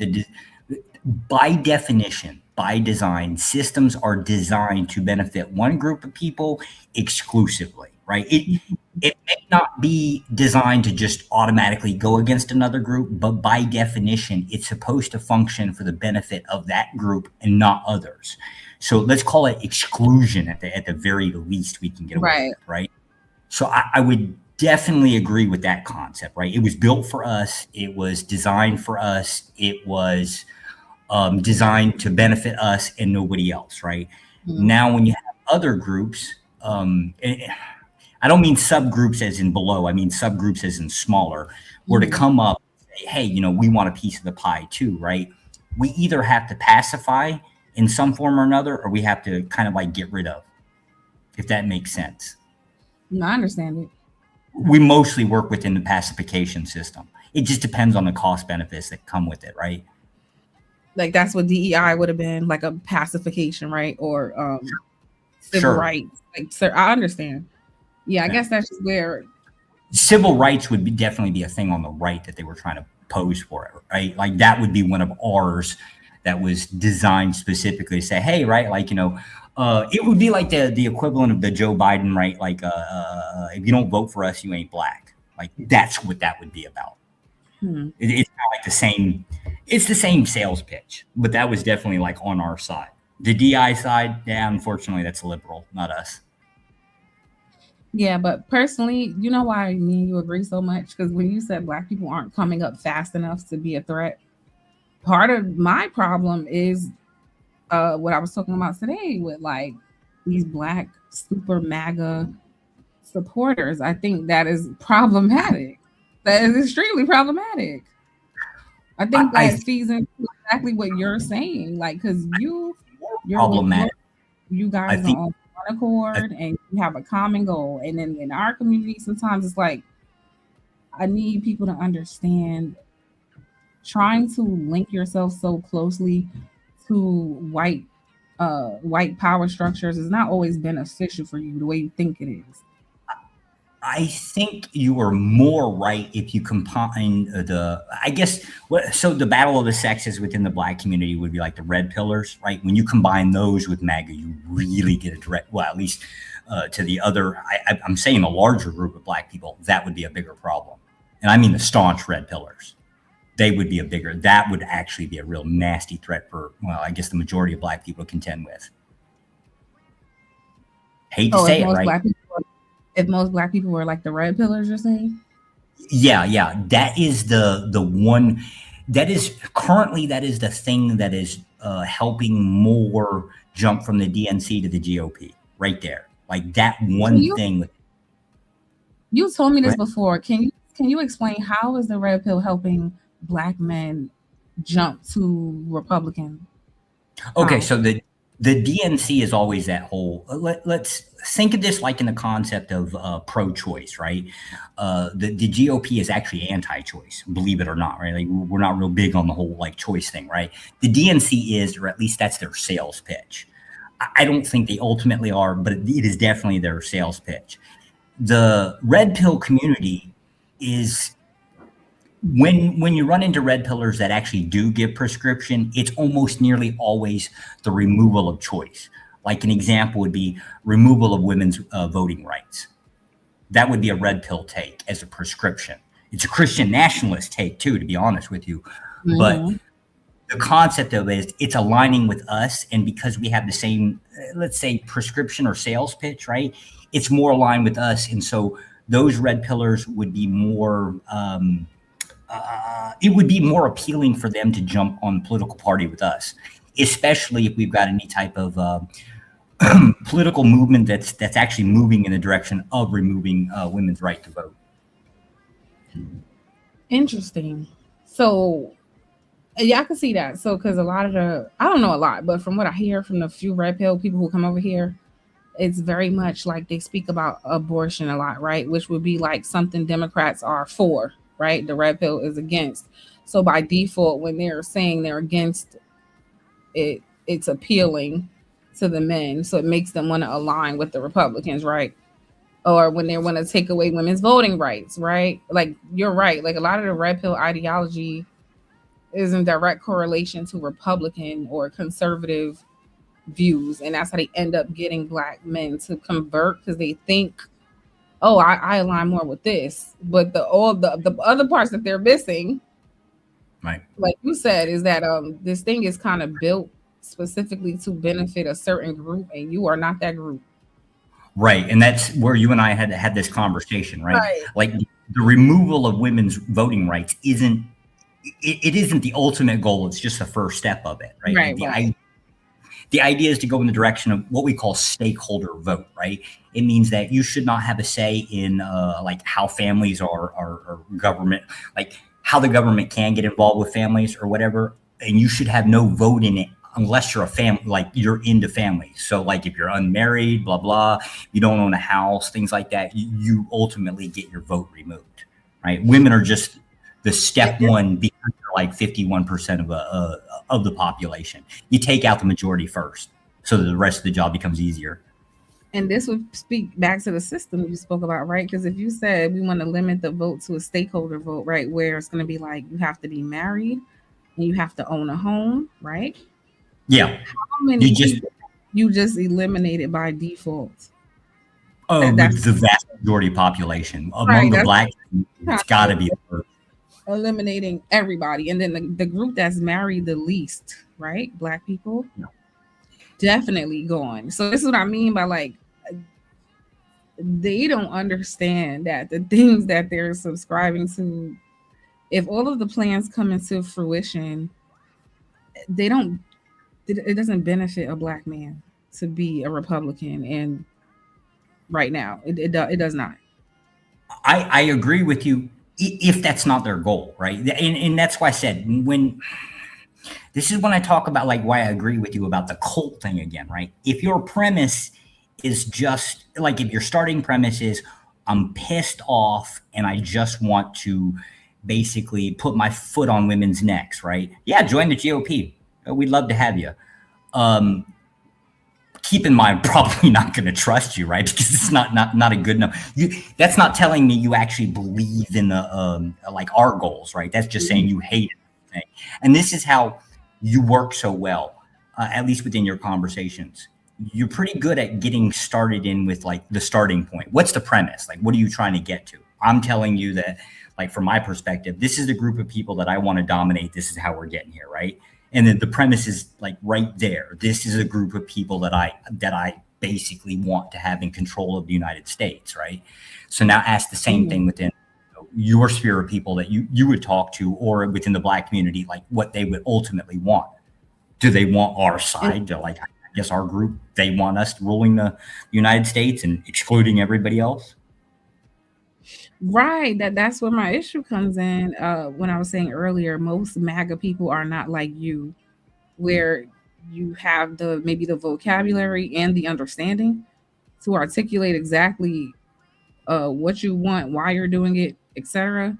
I don't know if they don't have it or they just haven't thought it through enough. And I'm inclined to believe a lot of them have not thought it through. Just like you said, there's a couple of taglines that were appealing. It's like, oh, we get to step on women's necks. Oh, we get to make lose it. Like, I'm in. I think they do. I mean, I honestly, I actually think people do vote in their own interest. I just think maybe most people's interests are kind of shallow. Like if your starting premise is I'm going to go here because I hate that thing, you've already lost.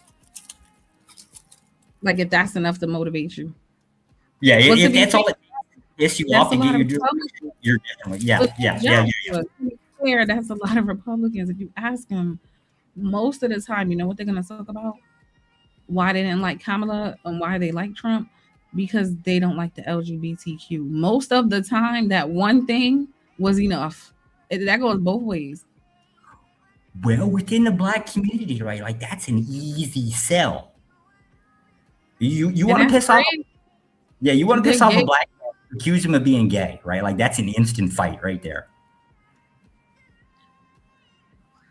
But it's just that, like, you as a white man, how you even could recognize. You said in the black community, that's an easy sell. This is being my frustration with my group. Everyone else is thinking in the scenario, and I feel like some are not thinking on this side. I don't know. Like, you should be able to easily say that and know that, because if you know that, politicians definitely, you know what I mean? Like, anyone who wants to sell knows that. I think in terms of tactics, right? It's just right. Why since are we I've not been familiar with the enemy's tactics, though? Yeah, since I've been, here's my downfall, and it sucks. I really hate it, right? Because it works against me. But since I've been within a few of the black communities, I've met a lot of people that I ratherly enjoy, even if they're like a little left leaning. I tend to enjoy them, and I'm nasty about the honest conversation. But then again, I shouldn't talk like this, but it's kind of hard when you tend to enjoy the conversation. And again, because I don't really see the black community as being that big of a threat, politically speaking. But ultimately, no. If I was a true politician, we'd never have these conversations. Like, it just wouldn't happen. You better be careful for you know how the MAGA people are. Take your ass out. You do it. You do it. I'm unfortunately still on payroll, so as long as they've got me used to it, right? Like, I ain't going anywhere.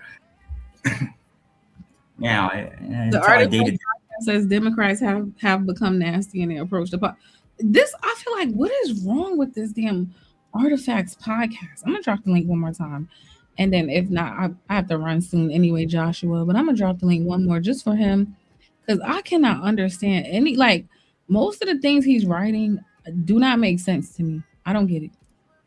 Despise for the so he's a right leaner, and he opposed the DNC. Like, it's like the same concept, right? I agree with the concept, right? Like, so the DNC did the whole, like, I like the last, I guess, 8 years, they went whole DEI, aka he went like, it just went pro LGBT, like the whole inclusion thing, right? Yeah, it's kind of, a nasty move, right? But to lay claim that the right is all, like, doesn't do nasty stuff, hell yeah, we do. Right, that's what I'm saying. Like, oh, the Democrats have become nasty in their approach. When have the Republicans not been nasty in their approach? When has that ever happened? Like, we're just a little bit more action based, right? Like packing the court, which was pretty much like just taking as many conservatives and tossing them into the Supreme Court, at least the seats, right? Mm-hmm. Of course, the Constitution interpreted the way we want, right? These are our people. Yeah, okay. So unfortunately, a couple leftists got in, but it is what it is. Can't win them all. Just needed to win the majority. Thank you, Joshua. Not you, the other Joshua, for the Cash App. I appreciate you. Oh, and I got a couple of, I don't know if Chicago really still here, but thank you for the support. And Robin M. Thank you, Robin. I'm going to play my little song one time because I didn't do it the whole show, just to tell the people thank you. Rain down, Lord, peace, let your love fall and just rain, Lord, please, just rain down, Lord, peace, let your love shower us, just rain, Lord, please.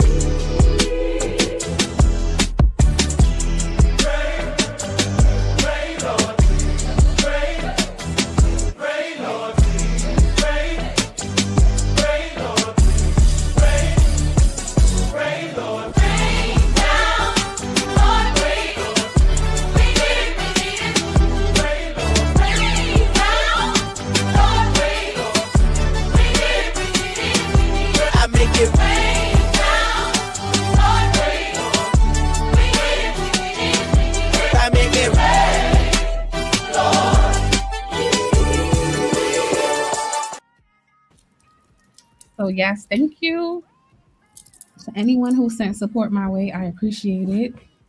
Thank you Damn, I guys miss. for watching. I appreciate it. Joshua, do you have any final words?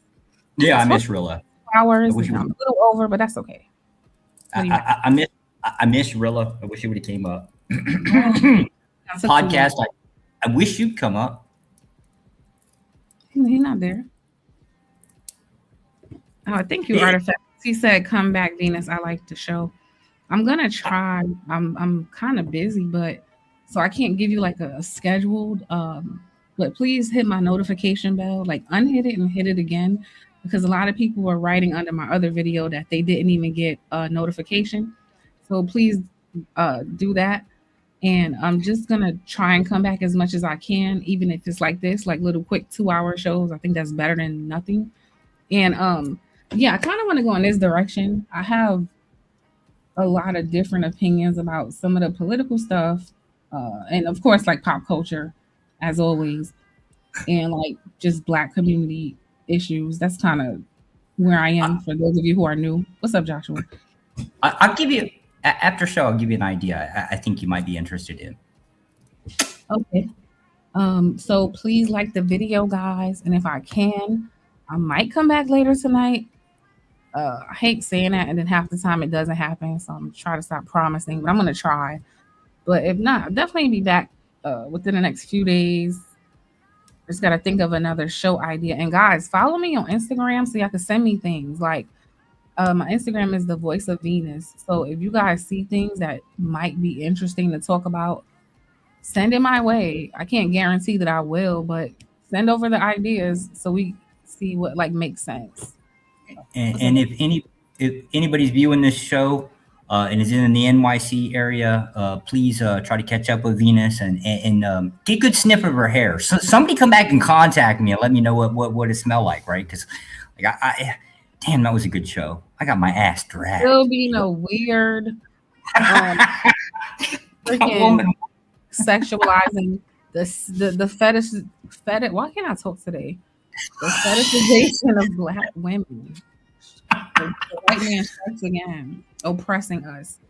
All right, guys. Everybody have a good day. I'm gonna talk to y'all later. Y'all take care. Peace out.